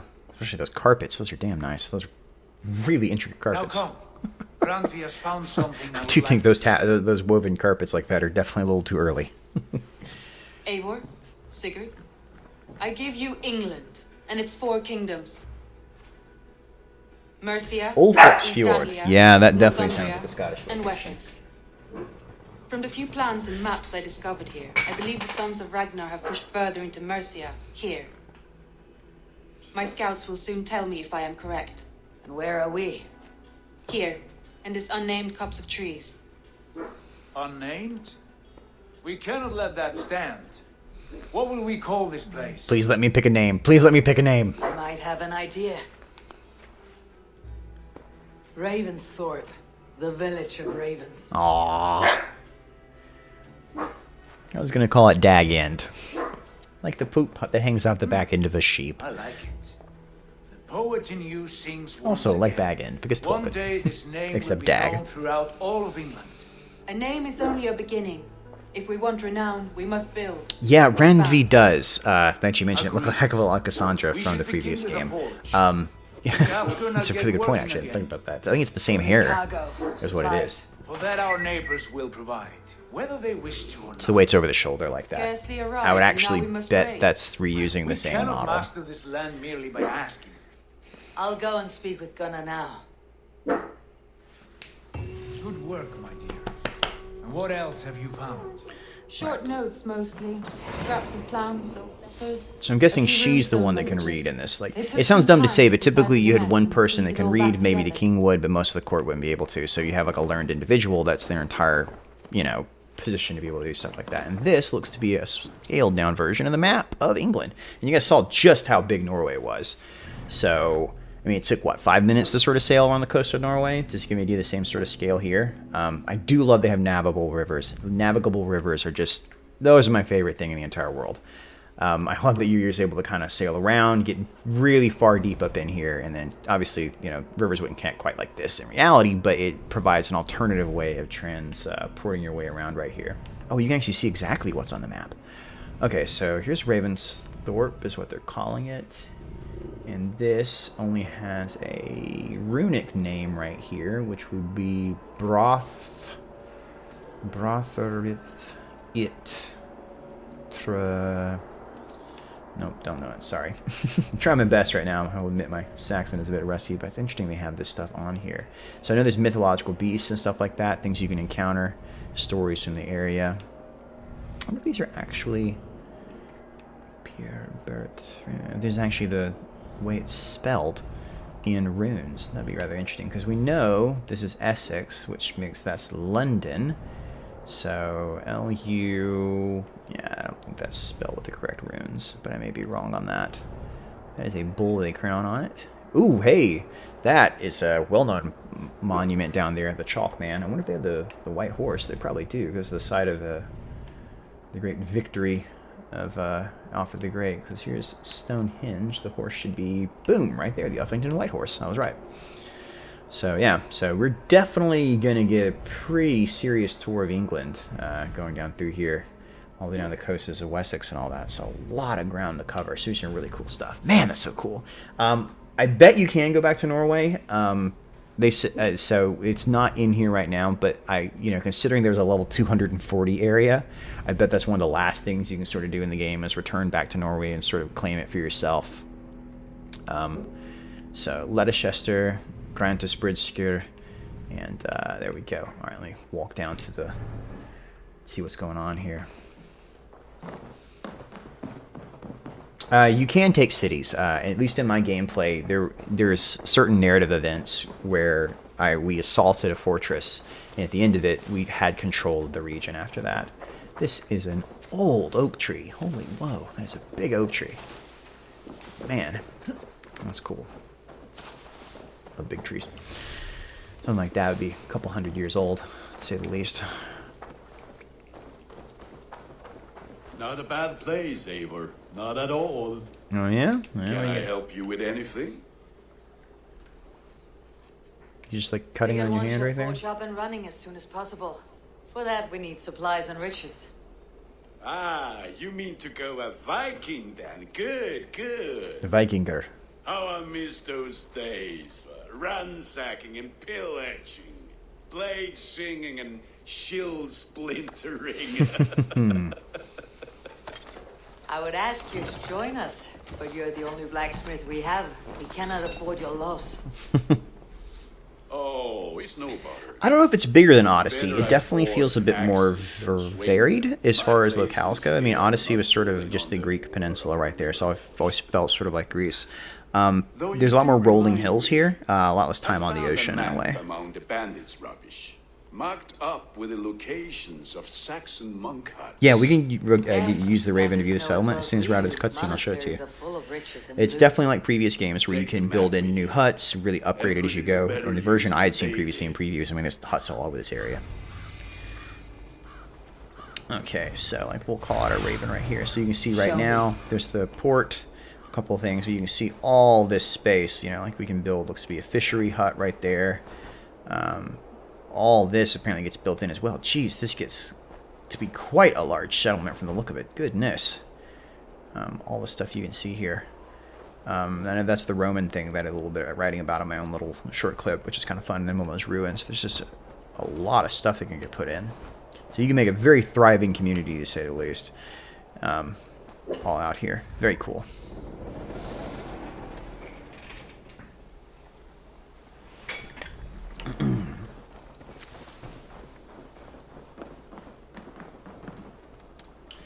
Let's see. So, take command of the longship. Yeah, we can just go Viking now. Awesome. This is what I want to do.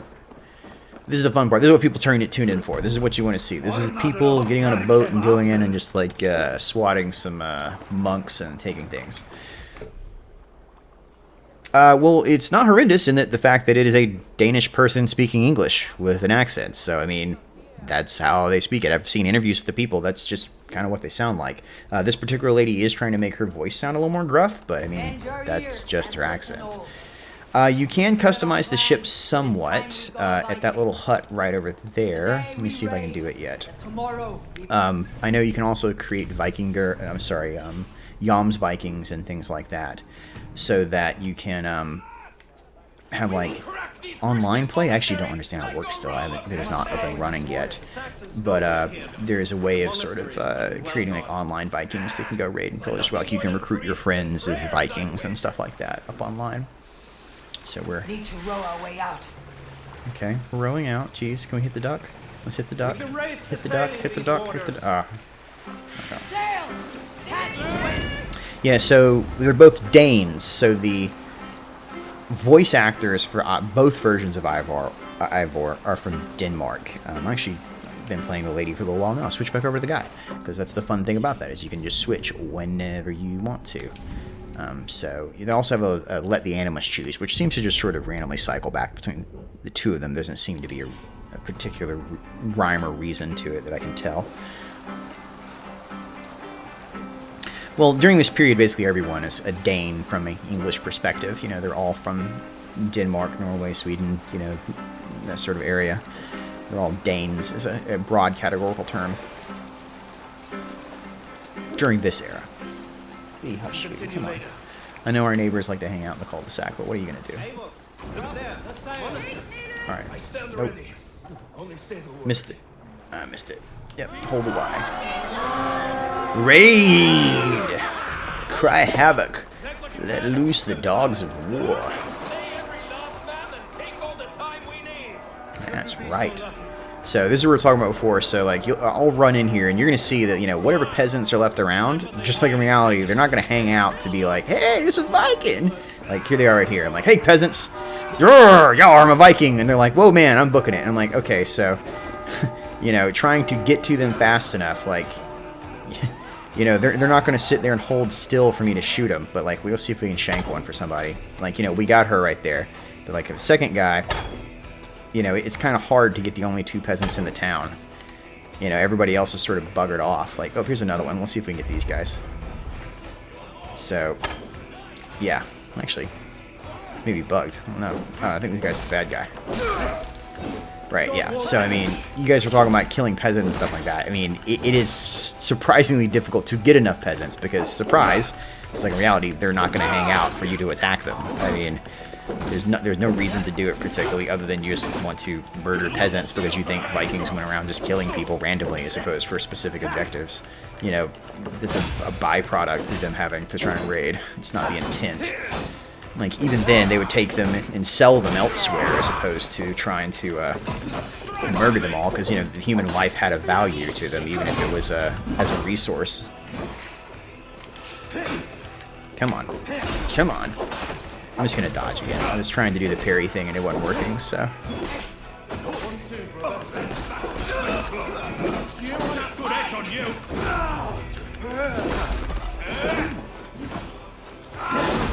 Oh, come on. Oh, it didn't let me do it. Block me. Just gonna do my little fancy beat 'em up thing. Whatever you guys are saying right now, I will respond to you. I just kind of have to pay attention to the fight somewhat, because otherwise it gets a little difficult.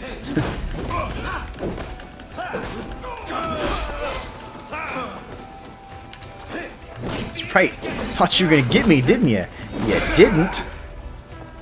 You know what? Here, let's use our special thing on this guy. That was fun. Oh, so one of my guys is down, so I can revive him right there. So you do have to sort of create recruit people for your ship, and that is one of the aspects of the game. You can recruit unique characters, just like an Odyssey, but obviously it's a much more tight-knit crew here. So having, you know, specifically selected individuals becomes much more beneficial to you. You down? Alright, you're down. Never seen someone attack with a spear like that, but alright, cool, man. Guess that's just a hangover animation from previous ones.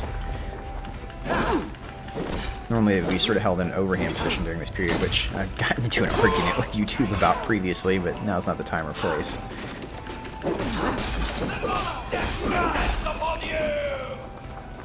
Yep, I see you wounded there. Man, are you guys all, like, banged up? What happened there? Jeez, you guys got it pretty good here at the opening. I'm just going to say, I mean, you really need to up your Viking game. I really expected a bit more out of you right there, guys. You know what, let's switch over to a Dane axe or something ourselves. Let's mix it up a bit.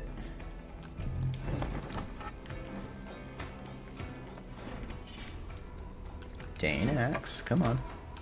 There you go, so I was still in the middle of a swing.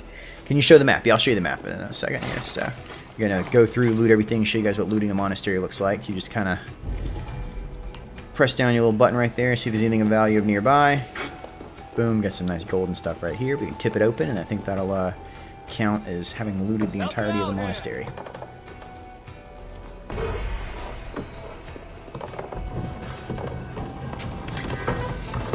That is all we need for Gunner.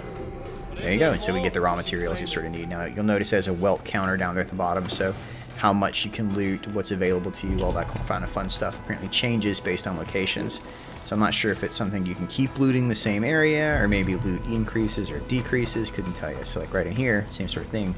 All these guys are in that building. So somebody's asking for a map. So like, you know, we've only traveled that far, you know, so the map's pretty sizable. I mean, it would take probably about an hour right top to bottom if I had to guess. I should try that in a minute. And there's nothing stopping me. Come, help me with this. Yeah, we got some guys on the inside. Yeah, they know what's coming. Surprise!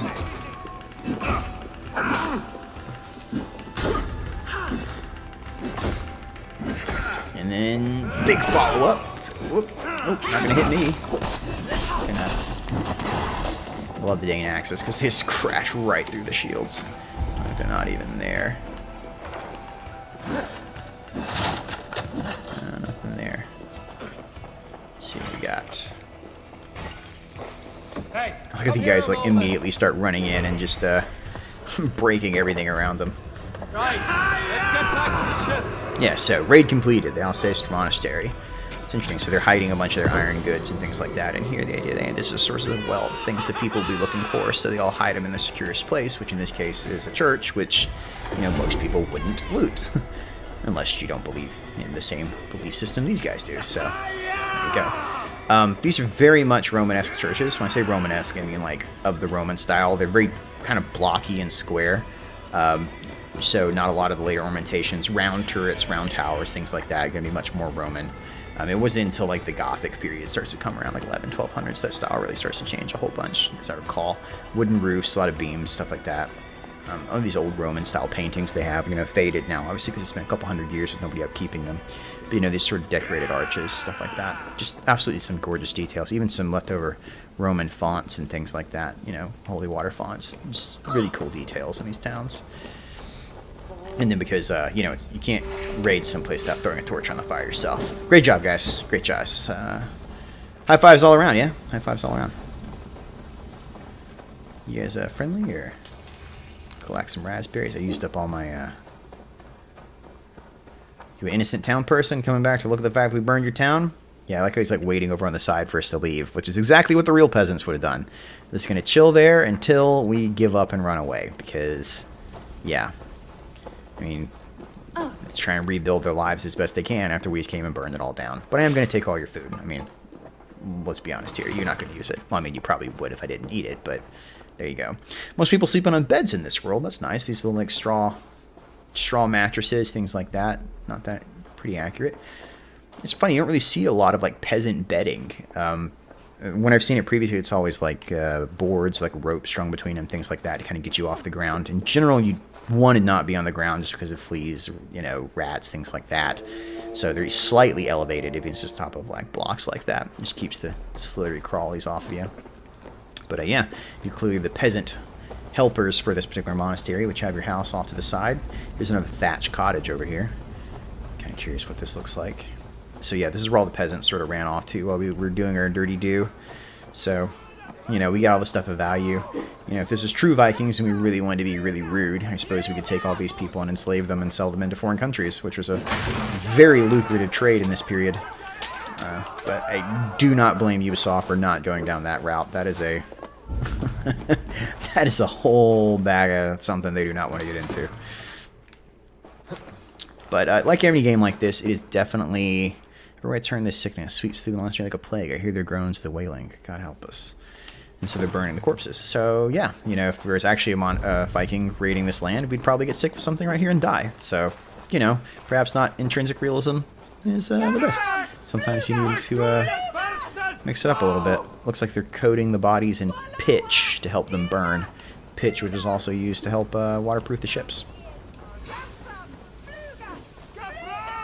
Thatched roof cottages! Yeah, you know exactly what I'm talking about.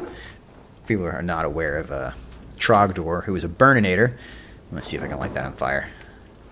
Ah, that's disappointing. I always wish there was more burnable items in games, just because it's such an interesting like addition to things like Far Cry, whereas like you light it on fire and now it's like, man, you're gonna cause like this whole place suddenly becomes a way to attack your enemies. But oh wait, oh hey, that worked somewhat. Okay, all right. Does that hurt me too? Oh, yep, it hurts me. Great, great. That's good to know. I gotta remember that in the future when I'm attacking my enemies there. Can try that out myself. Exciting. Alright, I think my guys all made it back to the town. We've already looted everything of value. Yeah, that's not here. Looking for that little gold thing on the compass up there, which lets me know there's an additional chest nearby. So we wanted to make sure to get everything useful before we get out of here. Man, you guys are having a really involved conversation about various liquors and things. I'm impressed. You have a roommate named Trogdor? You know, it's funny, because I guess that would have been like 18 years ago now, so... Yeah, I suppose it's possible. Way to make me feel old, bro. Yeah, I guess he's 18, I would guess, because that's about how long it would be. Can't just imagine being the parent being like, now that I'm old enough to have my own child, I will name him Trogdor. Return to your settlement and build Gunnar's forge. Want to see something really messed up? This is what Vikings do. Screw you and your boat. Swim for it. My count? Dag, I've no need to count my kills. They number too many. Likely story, Wolf-Kissed. Me, I killed 26, I think.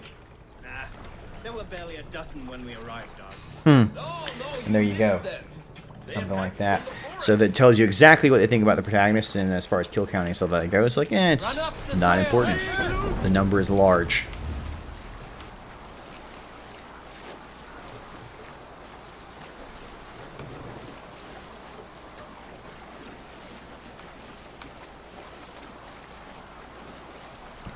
I do love the feeling in this game. It's really peaceful, just like in the last game. You know, any situation we're just kind of puttering along, just sort of letting it happen.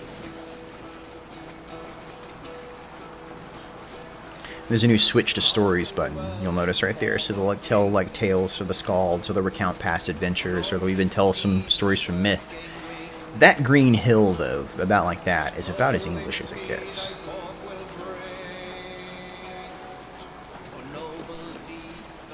And the thing is, you don't really consider it. Realistically, that's about what a raid would look like. These guys roll up, they go in, they kill anyone that gets in the way, they loot anything of value, and they get back in the boat and they bugger off. Because if you wait around too long, well, then someone will run and gotten reinforcements, or someone will go to investigate, guards will show up. So it's very much about these quick hit-and-run tactics along the rivers, and that's why eventually the Saxons moved to the Burr system, which are these fortified towns, and, you know, almost became like barren wastelands between these.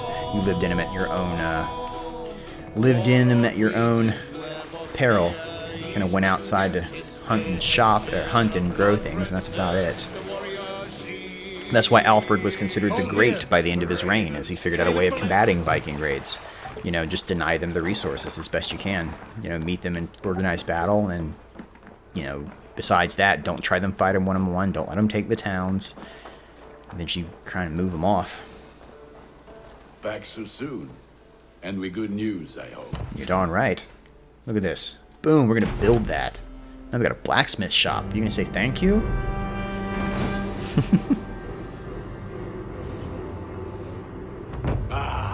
This is wonderful labor. Oh man, naming your kid after an anime character. What a curse for years to come. I have never met one of those people, thankfully. I can only imagine, like, that is a heavy burden to shoulder. I have no doubt. Building the settlement. Gain access to unique services, settlers, quests, and more by constructing buildings in Ravensthorpe. To construct a new building, you're going to need supplies and raw materials. As settlement grows, it will gain renown and unlock new buildings. Call a raven to see all the services that are built or available to construct. Eivor, what brings you to my humble shop? Let's see. I'm actually curious what else we can build, as they said. So we're at level 1 out of 6. This is the shipyard. Customize your longship. Yep, so you're asking about cosmetics to customize the longship. You can. What else we got here? We got the Yams Viking Central, I think. is, yeah, right here, which is help create your multiplayer Viking that can join other players' crews. So if some of your friends buys the game, you can do it that way. A bakery improves the feast buff. I don't know what that is, but it sounds awesome. Probably get some sort of, if you throw a feast, you get additional benefits. That's a trading replace where you can get additional resources. This looks to be a brewery. Of course there's a brewery. It's a improves your feast buff. Hunter's Hut, looking for legendary animals in exchange for rewards. I love hunting in games like this, so I'm a sucker for that. Tattoo shop for haircuts and tattoos. The Hidden Ones Bureau. Okay, apparently this is where they store all their negligee. And here we have a cartographer, maps that will lead you to secret resources. Very cool. Kari's house, wood shop to help fortify the settlement. Hunwald and Swanborough's house. Is that a wolf? That is a wolf or something. Helps improve the feasts. Chicken coop, cattle farm, better feasts. Carrion farm, better feast. Apparently feasting is going to be a very important part of this game based on this. Seer's hut. Valka the Seer can help you awaken your senses and delve into strange visions. Well, that sounds fun. And here we have stable and aviary. Aviary meaning where, well, raven. So basically anything involving birds is an aviary. Manage your horses and your raven. Fun. Alvis and Holger's house. Place of art and arguments. Alrighty. And this is the museum. Octavian lords over a collection of ancient treasures. Bring him Roman artifacts and he will reward you. Well, very cool. So, a lot of stuff to get into here. Jeez Louise. I do find it interesting just how intrinsic drinking and feasting is to this game. They're Vikings. You should drink and feast, like, a lot. Just, like, build it into the game. If they're not doing it constantly, you're doing it wrong. Yeah, Wardruna was actually consulted for this game. So some of the songs you hear singing as you fly, as you sail along the river, apparently were actually written and recorded by Wardruna, the band. It's a traditional, like, Norse-sounding band. What will you do? We have work to do. Starting in the cities of England. London, Jorvik, Winchester, all three are infested by members of the same order to which Kjotve belonged. But their reach extends much further than this. You know, I've noticed that basically the assassins just have a problem with anybody in charge. Just, yeah, you know, everybody's got a king. You know, the king's the bad guy. It's like, for guys that, like, are all for independence and stuff like that, they really just like anarchy, it seems like. It's just kill everyone in power. It'll work itself out. This is the sole purpose of the Hidden Ones, to liberate the body and spirit of man from any unnatural shackles. Oh, yes. Shackles of healthcare and regular government and law and organization. The Hidden Ones have not had a presence here. This absence has given the Order of the Ancients ample room to grow and thrive. Our task will not be an easy one, but with a bureau, Basim and I could begin our work. If you have the time and spare resources to build one, we would be most grateful. I will see what I can do. I will admit, you're probably one of the last people I'm going to help, bud. You're like, let's just murder all the kings. Now we have liberated the people. Yes, and now they will starve to death because there's no centralized government or series of distributions. But no, that's cool. We'll see what we can do. And then when the next town comes over and raids them, who will protect them? But no. This requires too much thought, please. I like living in the longhouse. I feel like a jarl. Who said that? Who brought their child with them to this place? Who brought you? Like, you're like 10 at most. Also, you apparently have a hideous underbite. Like, why? Oh, wait a minute. She has a wolf next to her. I think you're supposed to be a reference to Game of Thrones. Can I pet you? Yes, all is right in the world. Oh, scratch the good boy behind the ears. Scratch.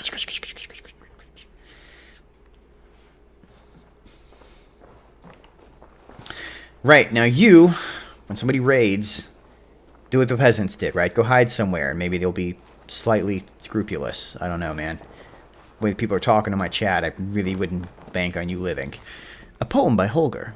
We know such joy in this new land, that it feels new to my heart. In this shore I do stand, I will make a new artistic start. Thus I shout to the gods above me, grant their gifts, happiness, comfort, women, men, others. Okay, that's sort of weird. Women, men, others. I'm not sure what you mean right there, but that's cool, buddy. Horses, that things bring me joy. Art, paintings, epics, rhyme. Other things that I think on them. A wooden spoon. Dog. This is not a very good poem. Are you our skald? Because I may have to get a new one, buddy. That's like seriously bad writing. It's just a bad poem, Petey. Practicing your wordplay, Albus. Ah, Eivor!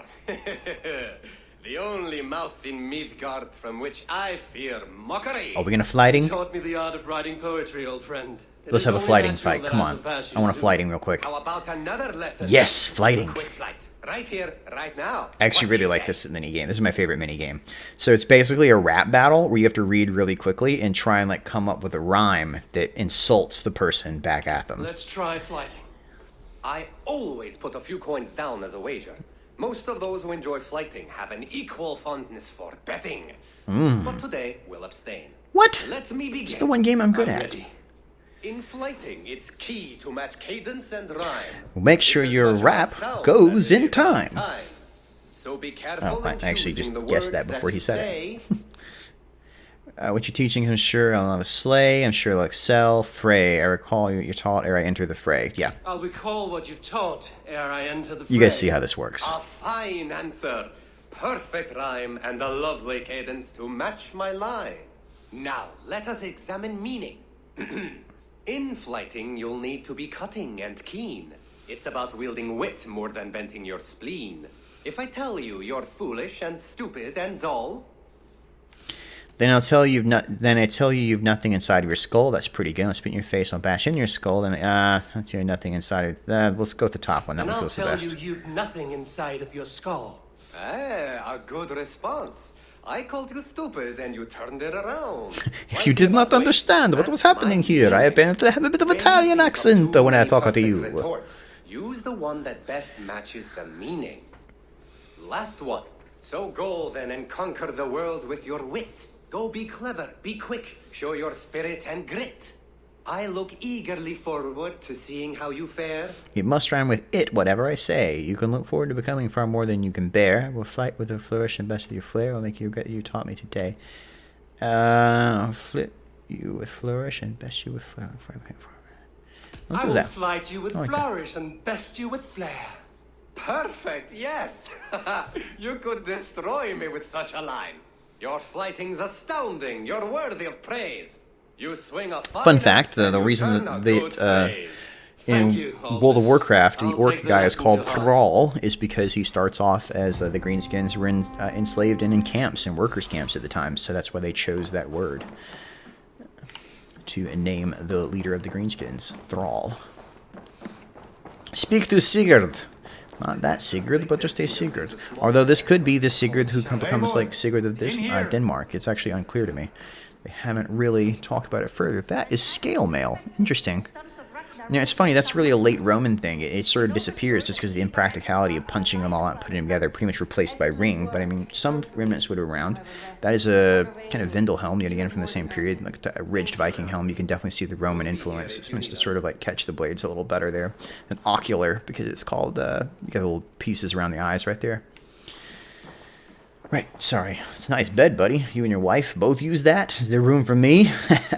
Just joking. Let's talk. What will you keep in this room? My finest weapon. Oh, that's right. He keeps his weapon in here. Oh.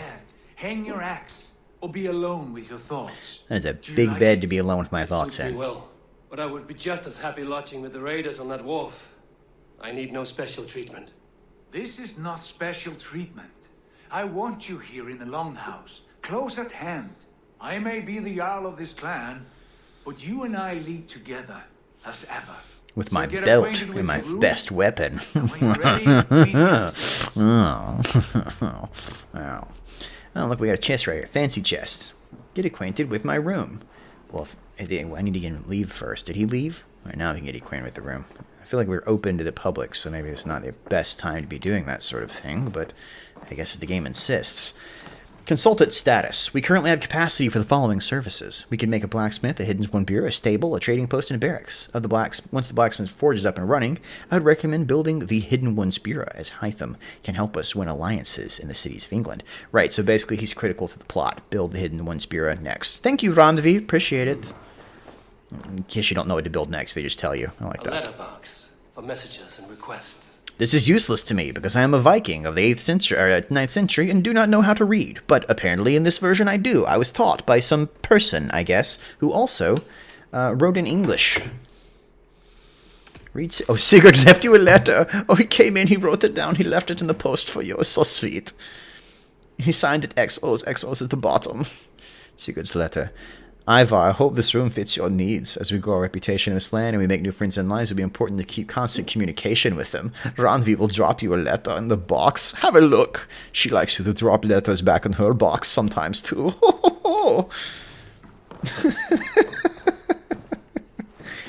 Oh man, they're so menage a trois going on right there. They're just. Many have slept in, and a good place to recover. This is what I was talking about, kind of like it's almost like the shape of a sleigh. Not much, but it is mine. That's a nice bed, buddy. I mean, I don't have a bed that nice. It's like friggin' footboard, headboard, off the ground. I mean, this is good stuff. Don't be you rolling your nose at it.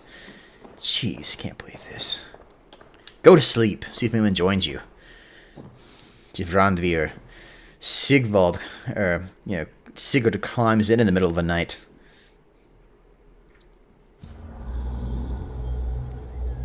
Hilarious and offensive to everyone, as all accents are since the beginning of time. I don't even know what that accent was supposed to be. That's the beauty of it. That's like, this is what I think Sigurd sounds like. Have you ever seen? No, I know what I'm doing. Have you ever seen the movie Ferdinand, where John Cena plays a fighting bull from Spain?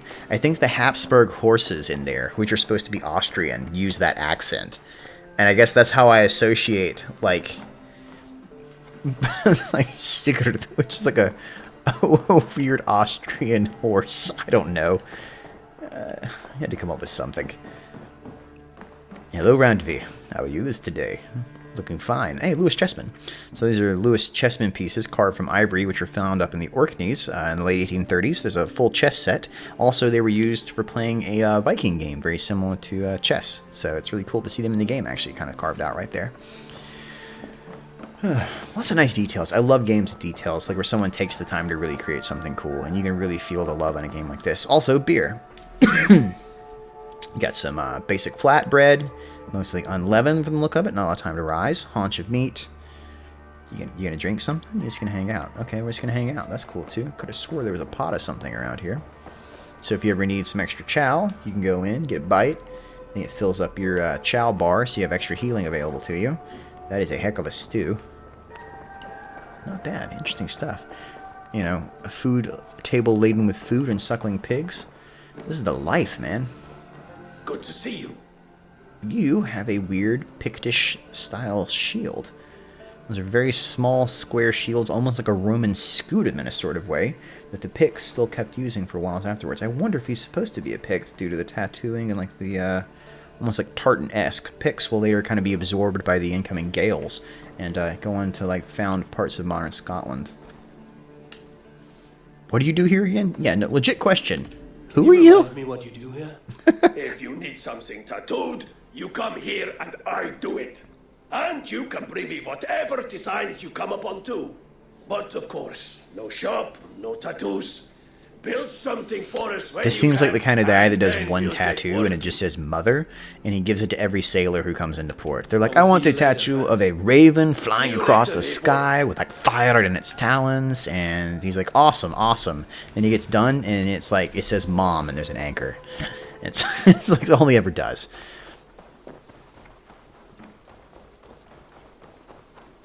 You're ready to ride at a moment's notice.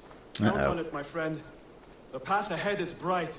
With What, you're leaving? We just got here, you absolute sack of crap. Get back here. Please, this must be done. What was that about? Is Basim leaving us already? Yes, because that's what the assassins do. It's like, we shanked your boss. Now we go on to spread our discord somewhere Sons else. of Ragnar have camped in the north. It would do us well to pay them a visit, to strengthen our ties to this land. Is that where Basim has gone? Basim's motives are his own. Leave it at that. We have more pressing plans. Oh. I'm running to let it just shine. You have a lot of trust for a random guy who let his own apprentice basically get shanked. I can come now. I only need a horse. Not yet. First speak with Randvi. She has more than one task for you here. Oh, okay. Apart That kind from of growing thing. the settlement, You must seek Looks out Balkan. alliances as well. Yeah, that symbol. All right, I'll talk to you about that symbol. Somebody mentioned the symbol on the guy's shield. I actually enjoy the game so far. I'm enjoying it. I mean, clearly I'm playing it again 2 days in a row. I'm not getting paid to do it either. This gave me a copy of the You game. belong here with the raiders, and you will act as Eivor commands. I don't think that's going to go well. Dag doesn't seem like the kind of guy to take orders. I will follow as soon as I mean, look at that. He's already casting glances askew. And I will keep our raiders sharp. Yeah, take him with you, please.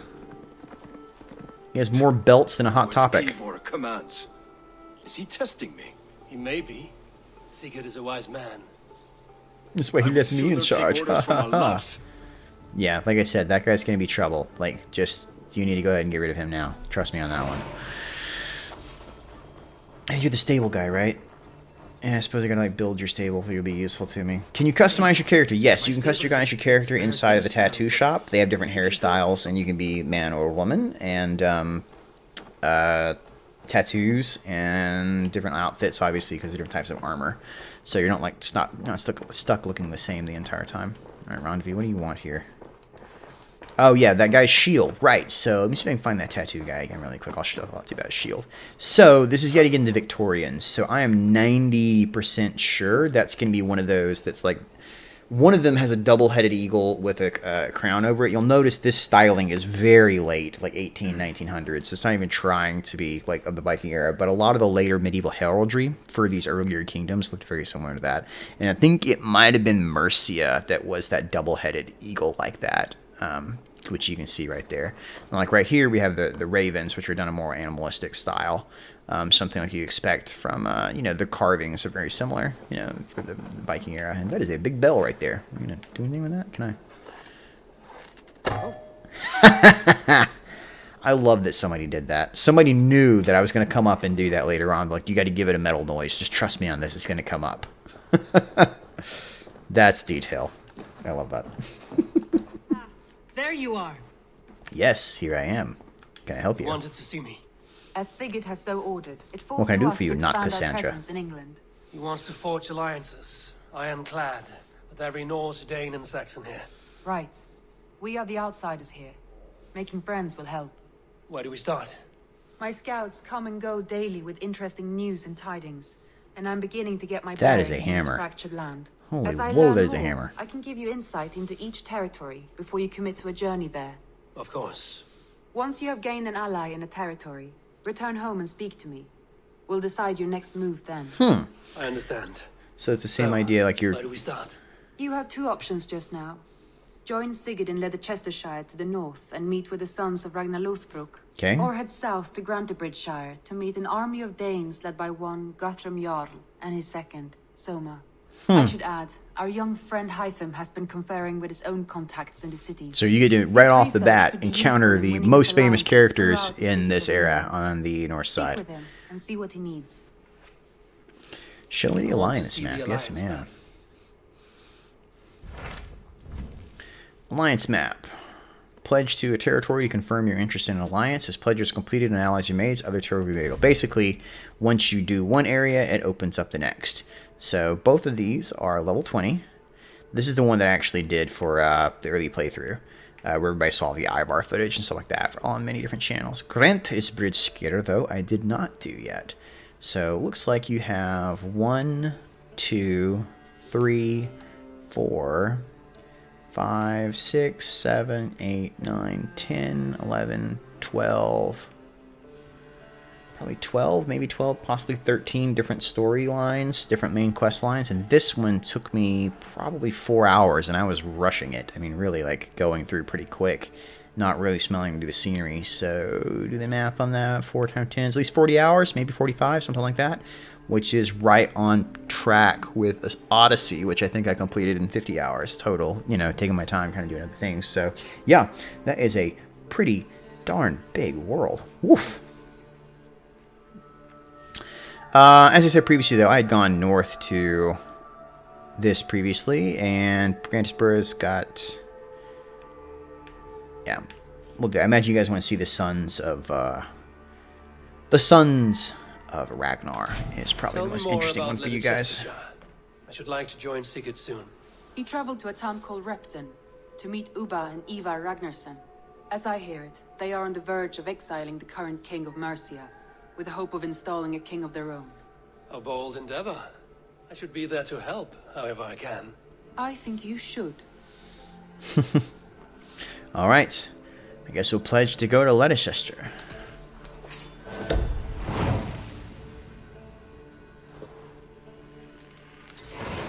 I won't keep them waiting. Good. I will send word to Sigurd and the Ragnarsons, pledging your assistance. If I were you, I would go by ship. Repton is quite a distance north on the River Trent. Oh, yeah. I mean, when I say 50, I mean, like, that was 50 to get through the main storyline. That was definitely... What in the world? You receive 300 Helix credits. Spend them the additional gear. Oh, we talked about that previously. It was like a weird, like, skull armor. That looked cool as hell. This is the bed where it happens. The room where it happens. Oh, right. Oh, fun, fun. Right. Well. We're pledged to where we're going next. We know we're going north with to meet Sigurd, then join the Sons of Ragnar.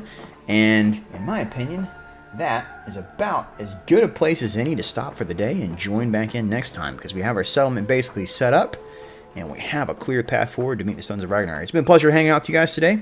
And you got any final questions before I kind of cut it off for the day and talk to you guys? Ooh, landmark tree. I don't know what that is. I can change the way the tree looks. Sage tree, hangman's tree, berserker's rest. So sage tree is what we have. Hangman's tree sounds terrifying. Let's see it.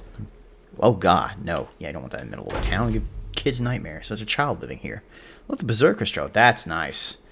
That's got, yeah, got some banners, some nice rune stones around it. We're sticking with that, man. Celebrate our heritage a little bit there. Boom. Let those rune stones fly. Each one telling the tale of a great warrior.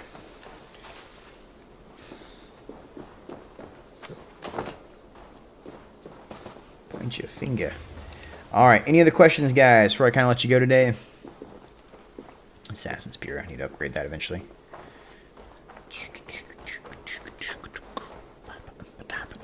10-second delay!